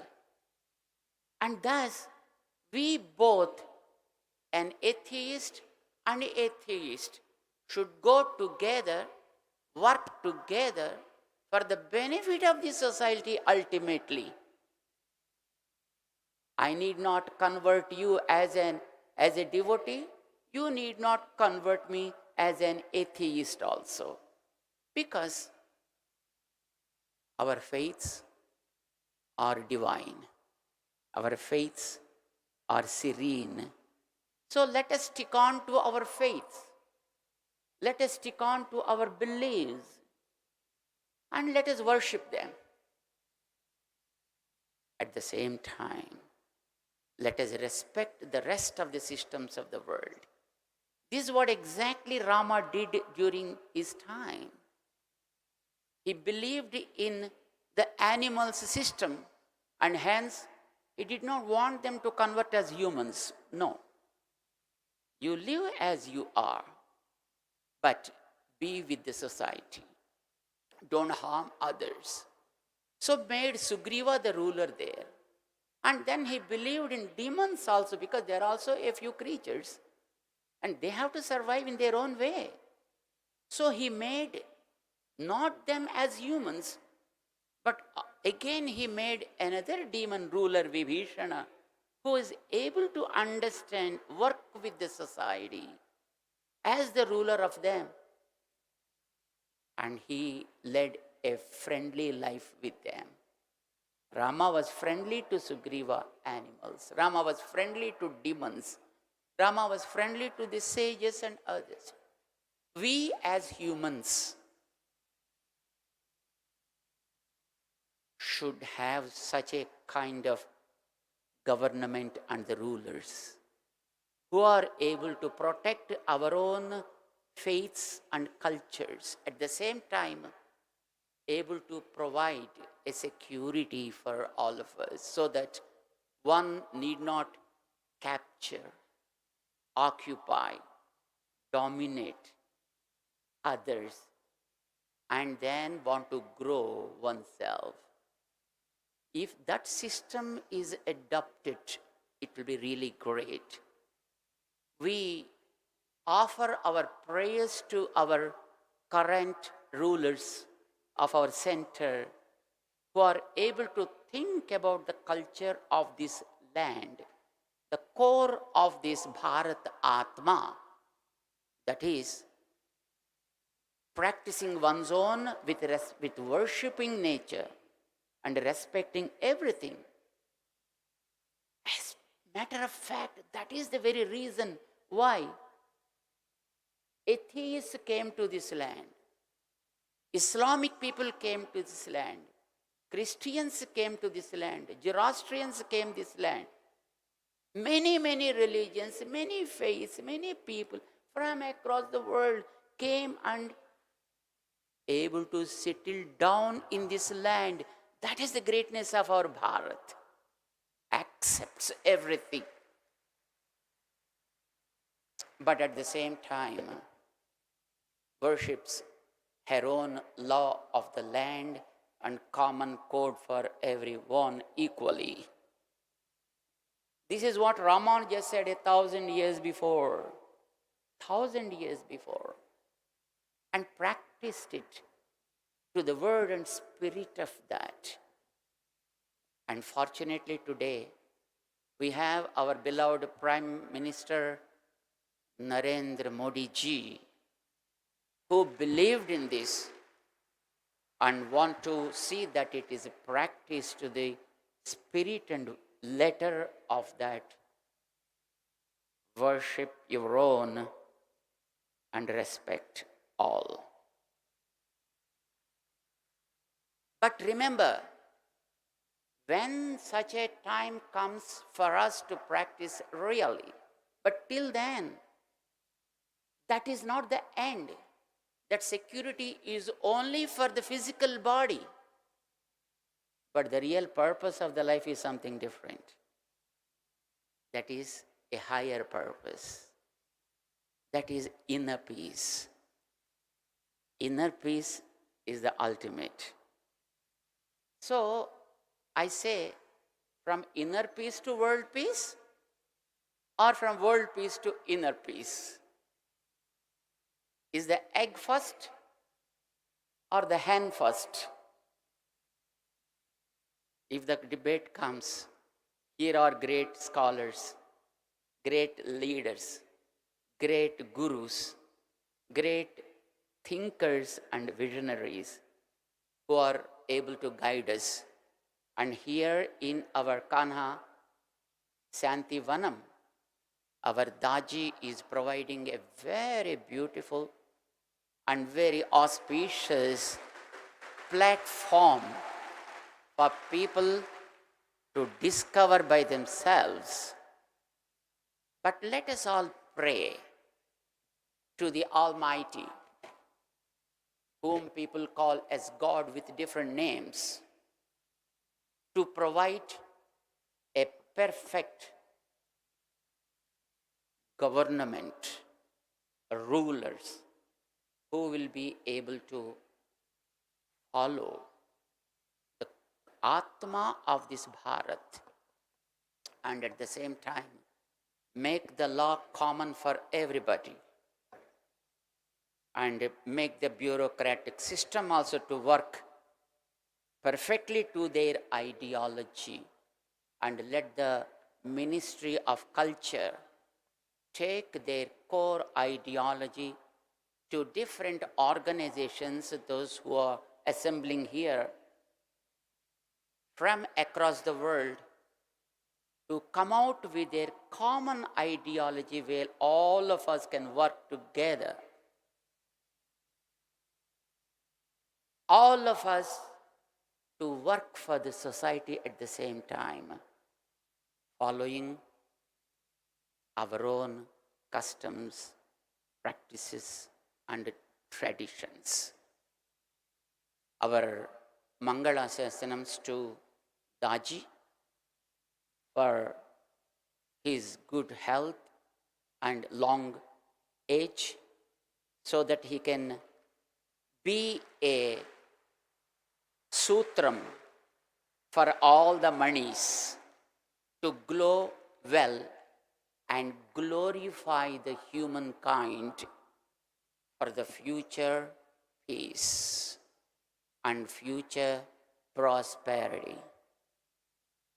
We are very happy that all of you are here to take that joy of understanding the inner peace and thus can multiply it manifold to spread it to your friends and relatives across the globe. God bless you all, and Jai Sriman Narayan.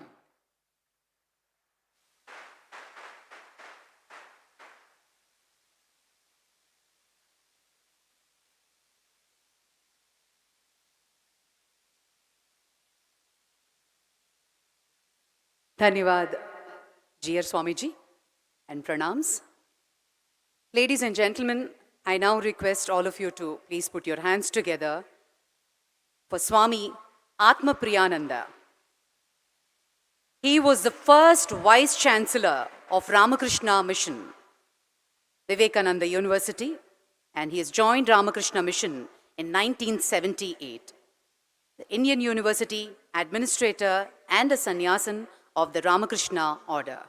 Swami Atma Priyananda, may we request you for your address, please.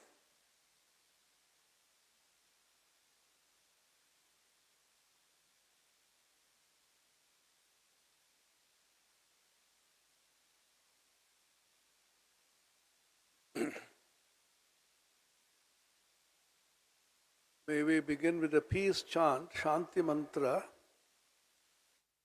This mantra which I am going to chant is from the Rig Veda. How many thousand years old we do not know. Our ancient sages and seers always prayed for peace, and every Upanishad, which is Vedanta, the end of the Vedas, is prefixed and suffixed by a Shanti mantra. Om Jau Shanti Antarikshagam Shanti Prithvi Shanti Apa Shanti ओषधयः शान्तिः वनस्पतयः शान्तिः विश्वे देवाः शान्तिः ब्रह्म शान्तिः सर्वं शान्तिः शान्तिरेव शान्तिः सा मा शान्तिरेधि ॐ शान्ति शान्ति शान्तिः हरिः ॐ तत्सत्. May peace reign in the skies. May there be peace in the interstellar space. May peace reign on the earth. May peace be there in the water bodies, the rivers and the oceans. May all the vegetation be peaceful. May the environment be peaceful. And all the forces of nature, may they be peaceful. And the Supreme Being from whom peace emanates, let us fill us with peace. And peace may prevail everywhere and in me, in everybody. Om peace, peace, peace. Om that existence. I happen to be the last speaker, but not the last word on what is being said. In the Hindu religion, there is no last word because continuously it is being renewed, rejuvenated, sambhavami yuge yuge, as the Lord Krishna pronounces in the Gita. Swami Vivekananda, in his famous lecture on the universal religion, ends by saying, is God's book ever finished? Or is a continuous revelation going on? It's a marvelous book. One page of it is the Vedas, another page is the Bible, one more page is the Quran, Zandavasta, and so on, and continuously more and more pages are being written. My salutations to the prophets of the past, my salutation to the prophets of the present, my salutation to the prophets who will be coming in future. I open my heart to everybody. And in another context is said, all of you should become prophets yourselves. You follow a prophet so that you can become a prophet yourself. You have the prophethood within you. Buddha was only a state which Siddhartha attained. So every one of you have that prophethood, the infinite divinity within, and that has to be manifested. His famous definition of religion. Each soul is potentially divine. The goal is to manifest this divinity within by controlling nature, external and internal. Do this either by work or philosophy, psychic control, by one or more or all of these, and be free. This is the whole of religion. Doctrines or dogmas or temples or rituals or books are only secondary details.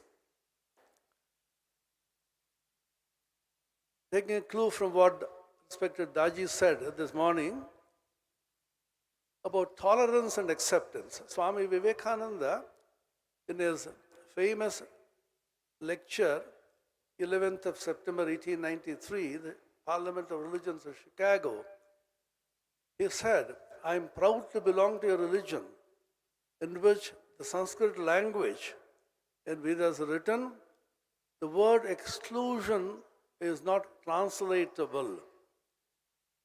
There is no exclusion, include everybody. And he said, we do not believe in toleration only, we believe in acceptance. We accept all the paths leading to the divine goal as equally true. Then why is it that we disagree? The last day of the Parliament of Religions, 17th of September 1893, Swamiji Vivekananda told a small story, very small, interesting story. very famous story all of us know. There was one frog which was living in a small well. His entire world was confined to the well. He used to swim, move about in that small well. And one day he saw a bigger frog suddenly jumping into the well. And this frog, the small frog, was very happy. He got a companion. And curious, where does this fellow come from? Where are you from, my friend? The sea. Of course, it's a story. Whether frogs live in the sea, we don't know. The sea? What is that? Is it as big as this? He jumped from one corner to the other corner. Then the frog from the sea, he said, what do you mean? The sea is only this much, you think? He jumped from that corner back to the old corner and said, is it that big? You cannot imagine how huge is the sea. Then the little frog said, this man is a liar. There cannot be anything which is bigger than my own little well. Swami Vivekananda said, I am a Hindu. I live in a small well called Hinduism. You are a Christian. You live in a small well of Christianity. The third person in Islam lives in a small well. Each one of us are living in small wells, each of them being true at the same time, but none of them can exhaust the infinitude of the divinity. This is one fundamental idea which is the basis of religious acceptance. This is very scientific also. What is the definition of God, divinity, by whatever name you call it? That it is inexhaustible, that it is infinite. How can infinite be truncated? How can infinite become small? Infinite by definition can't be finite, and a human conception will always be limited by your mind and the body and the senses. That's why the Upanishads repeatedly say, Yato vacho nivartante apraapya manasasaha. The mind cannot reach there, the senses cannot reach there. If you say, I have realized God through my senses or my mind, the God whom you have realized is only limited, conditioned by your perception. That God is good enough for you, keep it. Now the question arises, how is it that every one of these perceptions God be equally true? If one is true, the other should not be true. Or a couple of them may be true. How is that each one of these different varying perceptions of God infinite be equally true at the same time? 3 years after Swami Vivekananda passed away in Mahasamadhi, 4th of July 1902, there is an outstanding discovery made by Albert Einstein, at that time as a patent of his clerk. He published a seminal paper which completely revolutionized our idea of space-time. And that gave us a complete different perception of the world, what we call as Wilton Schwan. He said, we look at objects stationed in a particular frame. I make it very simple for all of you. Theory of relativity, called the special theory, is something which is supposed to be very difficult to understand. Einstein himself said, very few people understand. He said, can you tell us the relativity theory in simple words? He said, Newtonian physics said, if all the matter in the universe vanishes, only space and time alone will remain. What the relativity theory has proved is that space and time will also vanish along with matter. So the perception which you have is from a particular frame of reference. Drawing an analogy from there to the spiritual world, the religious world, my perception of God is conditioned by my mind and my body, my senses and my samskaras, predilections, preconceived notions.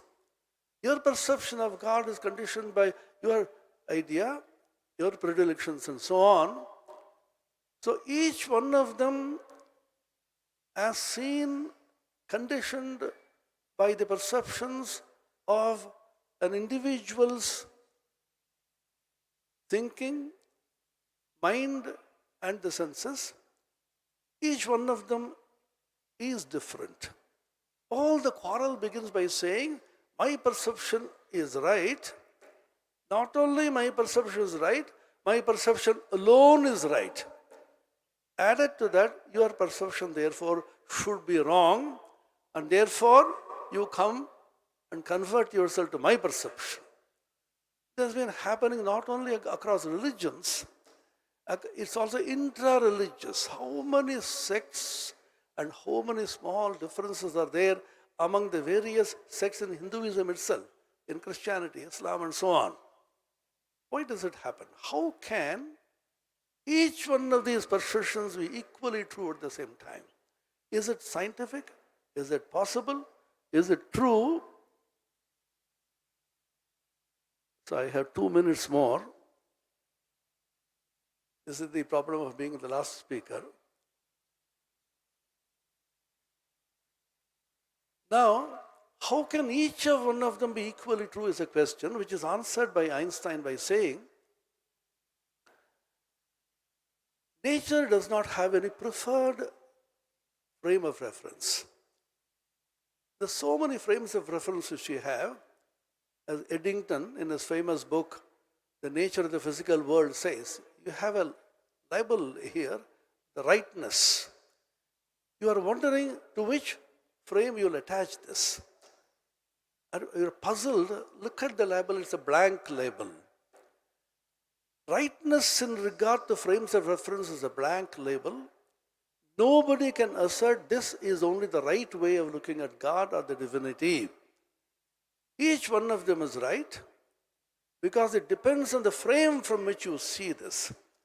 There is a phenomenon called Fitzgerald's contraction in relativity, which says a moving rod contracts along the line of its motion. A 10-foot rod can appear to be 4 foot or 3 foot or even 12 according to the frames of reference. Suppose you ask, which is the actual length of the rod? The answer is each one of them is true, and the actuality which you are asking for cannot be found except beyond the frames of reference which condition you. This is an important thing to realize. Very simple. And when we talk of individual peace and world peace, which is the theme here, Swami Vivekananda once again referred to his realization in Almora in Mayavati, where he realized the oneness of the microcosm and the macrocosm. This is also a scientific idea. Every scientific idea has this idea, the macrocosm which is small and the microcosm which is vast. We call it Vyashti and Samashti in Vedanta. Entire world is there within you, and you are the world and the world is you. And the peace which you find within permeates and percolates everywhere, and the peace is not possible without happiness. There's one more point which I want to highlight and stop. Everybody wants joy. Where do we find joy?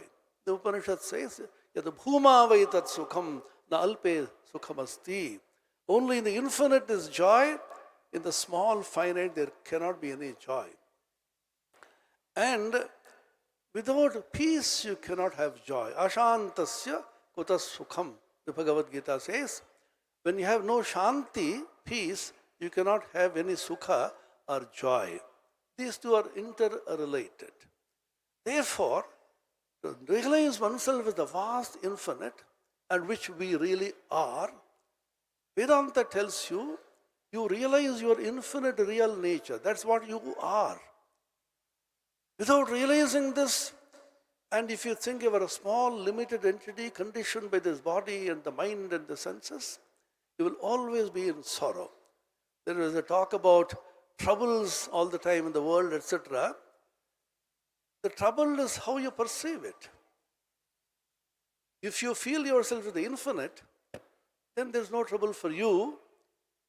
Swami Vivekananda's story once again, a mosquito was sitting in the horn of a bull and went on biting the bull the whole day, and it felt very repentant. He said, Mr. Bull, I will go away. I've been troubling you for too long. The bull looked up and said, oh, you are here. I never noticed you. Come on, come and settle down on my horn with your entire family. All your life, what can you do to me? That is the challenge of Hindu religion, Vedanta. We say, I am the infinite. What kinds of troubles can come to me? I am the huge ocean. Rivers may come and join me. The Bhagavad Gita, once again, second chapter. Apuryamanam achala pratishtham samudram apa pravishanti yadvad tadvat kamayam pravishanti sarvesa shantim apnoti na kama kami. The rivers come and join the ocean, and the rivers tell the ocean, too many rivers are coming there. No, come on. Any amount of rivers you come, I am the vast, infinite ocean. I will end with one more story, taking a clue from what respected Daji said about a drop of water falling in the ocean. It's a real incident which happened in Vivekananda's life. Vivekananda was in Paris, in France, and there's a great celebrity in those days, an opera singer, well-known, Emma Calvé was her name. As most of celebrities perhaps are, she was extremely upset, lonely, depressed, almost to the point of thinking of putting an end to her life. Somebody told her, there's a great Indian yogi here, you may perhaps get some consolation from him. She went to meet Swami Vivekananda. He was quietly doing some study in his room. He did not even look up. The moment this lady entered, Vivekananda said, even before looking up, my child, what a terrible atmosphere you have brought with you. Calm down, calm down. She came and sat before him. Swamiji looked at her and started speaking about some of the innermost secrets which she never shared with anybody else. She became flabbergasted, confused, frightened, started crying, Swami, how did you know all this? Has somebody spoken to you about me? Swami just smiled and said, is it necessary? I can read you like an open book. Then he gave her this Vedantic, Advaitic impulse. You are the infinite. Don't brood over your sorrow secretly. Realize that you are the infinite. All the troubles that come and go pertain to your mind and body. They are like mosquitoes which are sitting in the horn of a bull. Cheer up. Realize your real nature and think of it.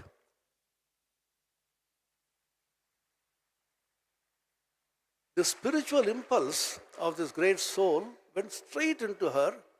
She was almost losing her consciousness, entered into kind of samadhi. She became terribly frightened. Swami, I'm losing myself. What are you doing to me?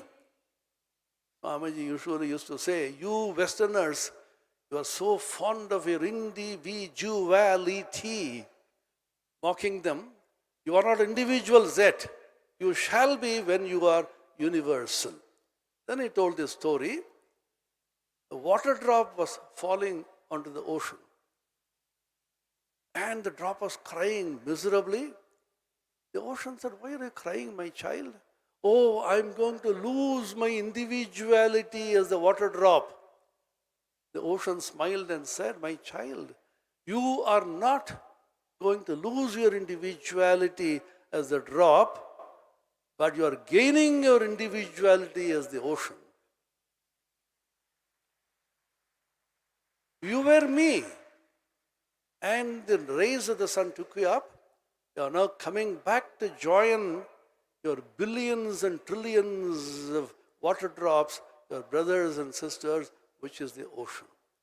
So if we realize ourselves as the ocean, which is the truth, declared by sages and saints across all religions, 100,000 times they have said this in all the religious books. They have practiced, documented, and if we realize this, remind ourselves of that which is true, we will also be blessed by realizing we are not small little beings, we are the infinite ocean. And the extreme Advaitic text, the Ashtavakra Samhita says, I am the infinite ocean of consciousness from which the entire world of beings is rising. Mayananta mahambodho ascharyam jiva vichayaha udyanti ghranti khelanti pravishanti svabhavataha. We are that, and such a person who realized it himself will be a source of great peace to the world. He may not talk, he may not move around, he may not even express. His very presence will be a blessing. Vivekananda said, the power of thought is irresistible. A great saint lives in a cave and sings 5 holy thoughts and passes away without expression. These thoughts will penetrate through the walls of the cave, fasten onto some heart and work out there. So this great institution, Heartfulness Foundation, is an example of this. It will fasten on to somebody, Daji, and will work out here. And what works out is a result of that great holy thought which has been derived from the infinite consciousness. No human being creates all this. In the infinite consciousness which you call God or whatever name, all these thoughts are remaining there, which is the cosmic internet server in which all our thoughts getting constantly uploaded now, and anybody from anywhere at any time can download it from there, provided he has the password. The password is the mantra which the Guru gives you. Use that password, download happily from the internet. There is infinite broadband connectivity 24/7. Thank you.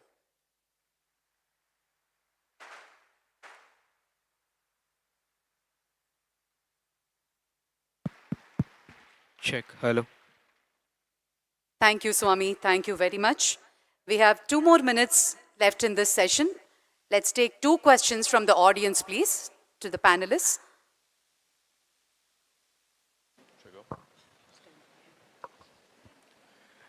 Namaste, everyone. First of all, before I ask my question, I just wanted to say from the bottom of my heart, thank you to everyone for being here. Thank you to the spiritual leaders for sharing your wisdom on the stage. Thank you, Daji. Thank you, Heartfulness. I actually had a question for Gaur Gopal Das ji. My name is Aryan Arora. I'm an actor and singer from New York, and I wanted to ask a question in regards to social media and inner peace. Now, in this day and age of social media, there's always negative and positive sides of it, right? And we're all trying to find that inner peace within ourselves, but social media has become a medium to spread spirituality throughout the world, to spread this wisdom to everybody, especially the youth. But at the same time, social media tends to give a ride to your ego at times. And even in the process of creating content, and hopefully creating content with a positive mindset, with a purpose, sometimes you get into that mindset of likes, what other people are gonna think. And during that process, sometimes you feel like, oh, maybe if I do this, that will be better and more perceived and accepted by other people. And I wanted to get your understanding and take on this. How do you believe we can tackle this new day and age of technology? How can we tackle social media, use it to our benefit and the benefit for everybody in this world so we can all obtain inner peace? Thank you. Thank you very much.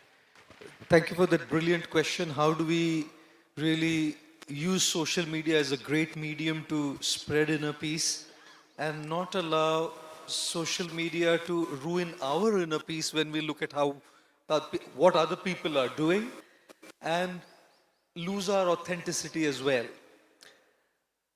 I've always believed in a few things. Number one is our relationship with anyone or anything in the world is only effective as is our relationship with our own self.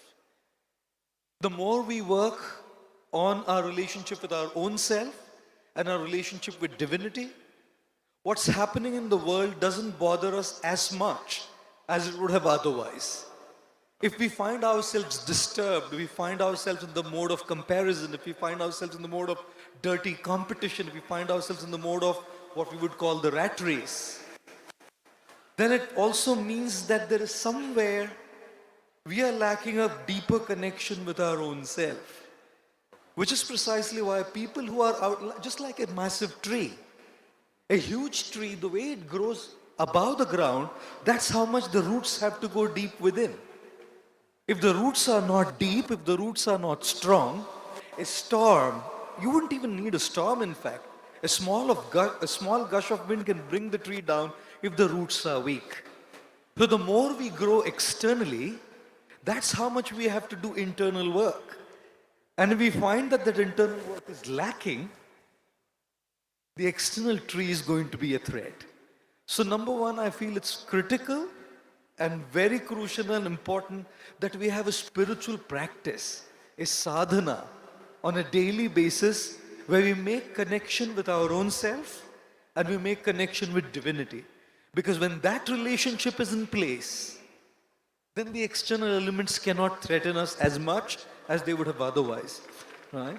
Number two is, when we are talking about social media today is one of the most powerful mediums to communicate, express, and spread what we need to spread.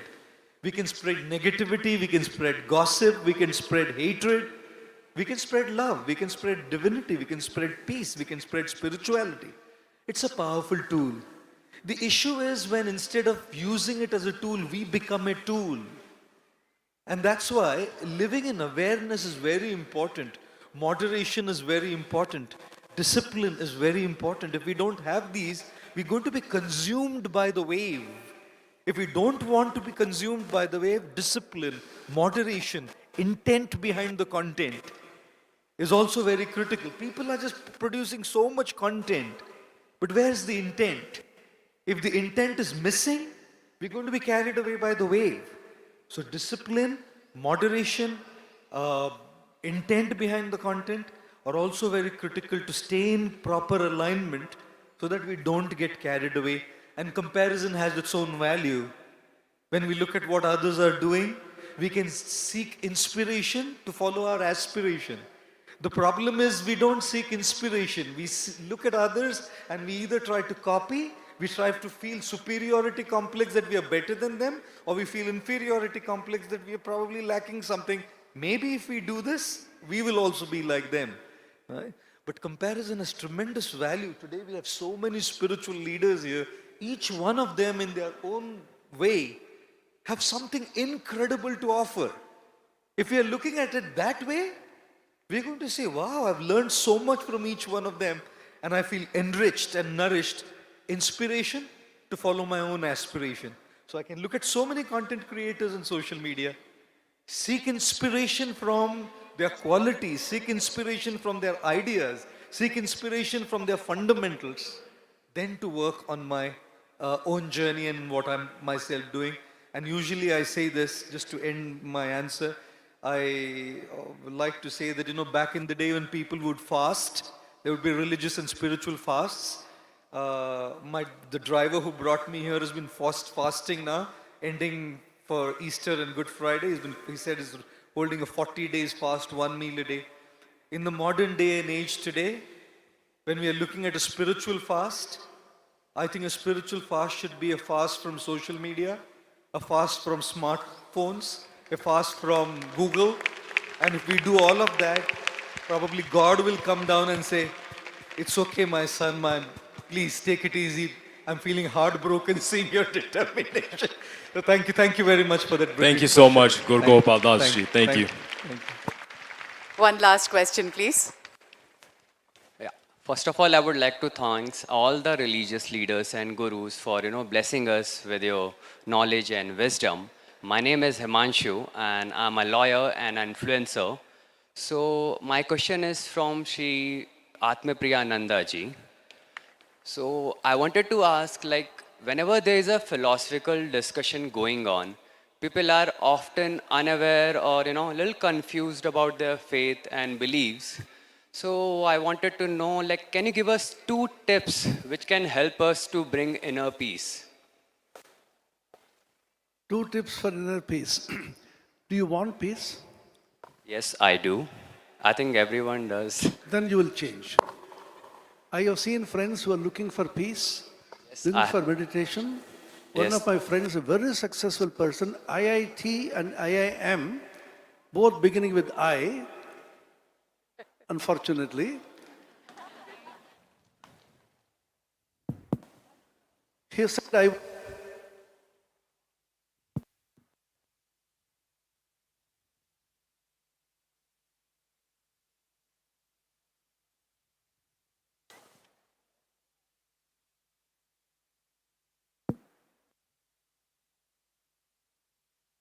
Then he came over. He wanted to stay for a week. After a couple of days, he said, "There's too much."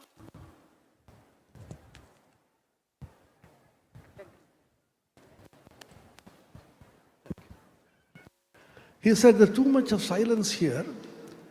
Just I want to go out for some time and come back." Where do you want to? I don't know. He came back after a couple of hours. I asked him. He said, "I went to the Howrah station. So much of noise.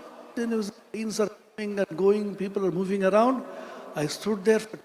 Said, great peace I found because this is too much for me." So, what kind of peace you need, you should first decide. Just like the previous speaker said, if you are put in a corner, you will not be able to take it. We want peace, but we actually crave for company, crave for recognition.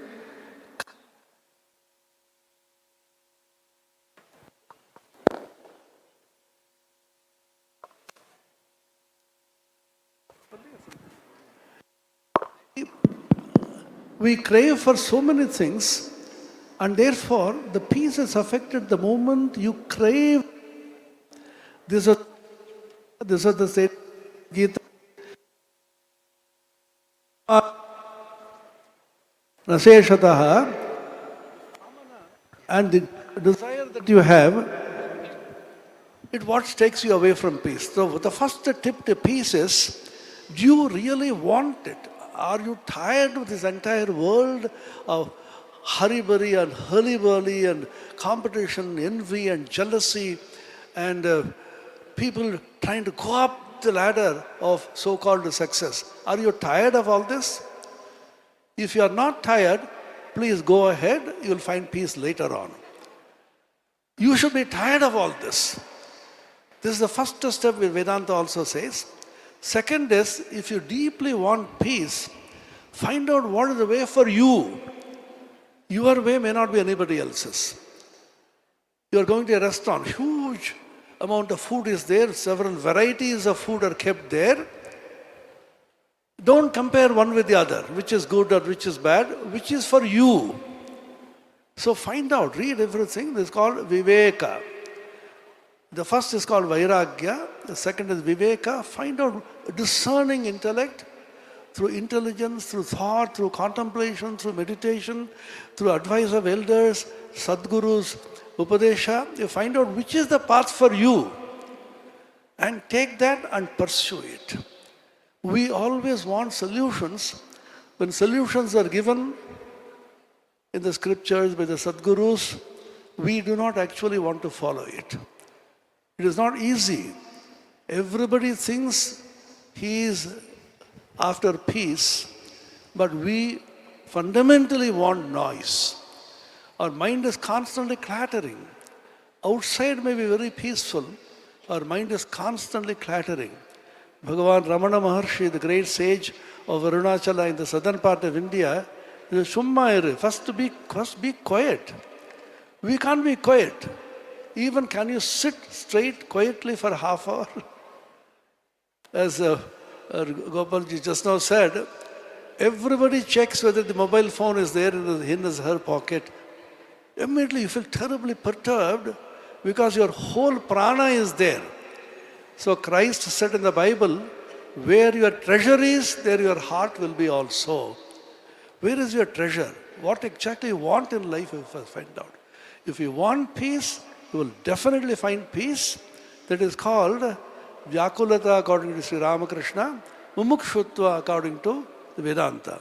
If you really want it, then you will be tired of this whole thing and pursue it deeply within. Thank you, Swami. Thank you very much. That is the end of the first plenary session, Inner Peace to World Peace.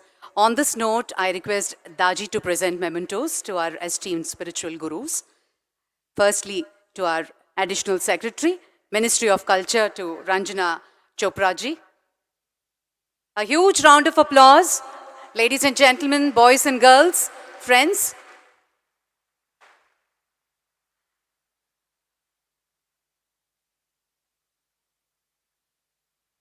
To Shri Gaur Gopal Das ji.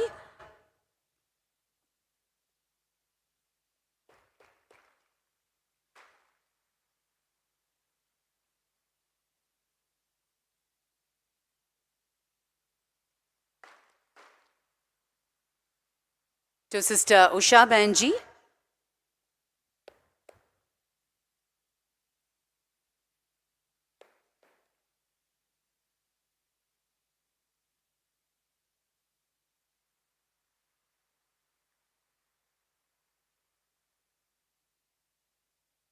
To Sri G.S. Swamiji.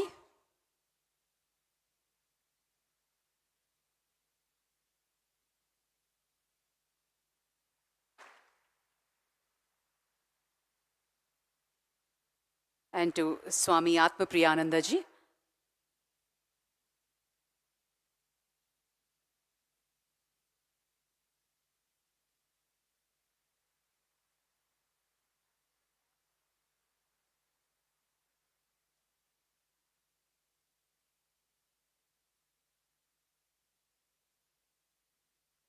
Thank you, Daji.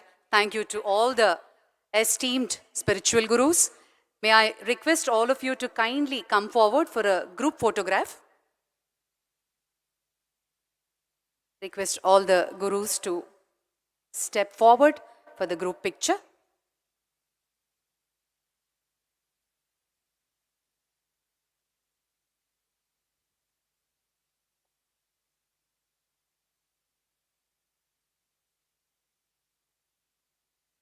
Ladies and gentlemen, Global Spirituality Mahotsav, the main plenary session, Inner Peace to World Peace. A humble thank you and gratitude to all the esteemed gurus. And in a short while, we shall begin the plenary session, Spirituality in Daily Life. At this moment, I would like to mention about the tree plantation Mahotsav post-lunch around 2:30, where all our esteemed spiritual leaders shall be joining in this momentous moment, the tree plantation, where the one quest of heartfulness, one earth, one family, one future, and this culminates in the tree plantation and will remain a memorable moment on this very special occasion. Thank you, ladies and gentlemen.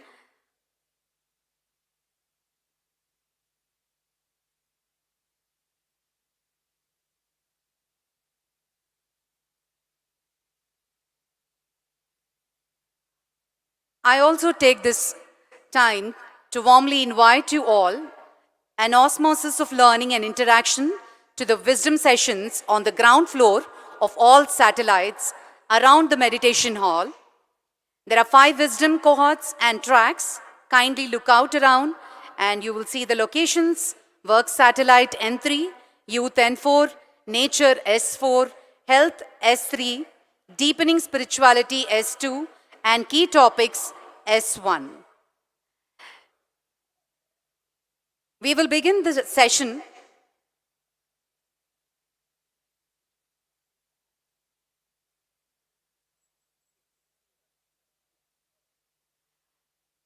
I request all the esteemed audience to be seated to begin with the yoga session and followed by the next plenary session. The topic: spirituality in daily life. I request all of you to kindly remain and be seated. Highly distinguished speakers and experts from diverse walks of life will offer their immense experience and insights on topics that may help us with the theme of the event, towards connection and peace. Ladies and gentlemen, we have a quick yoga session.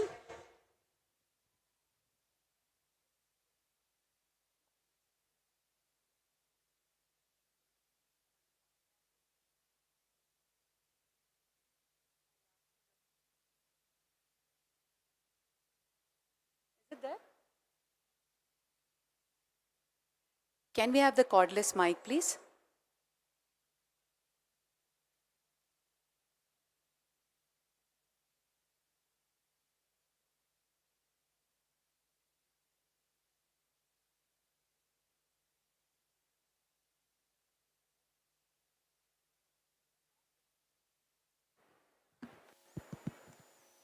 Hello.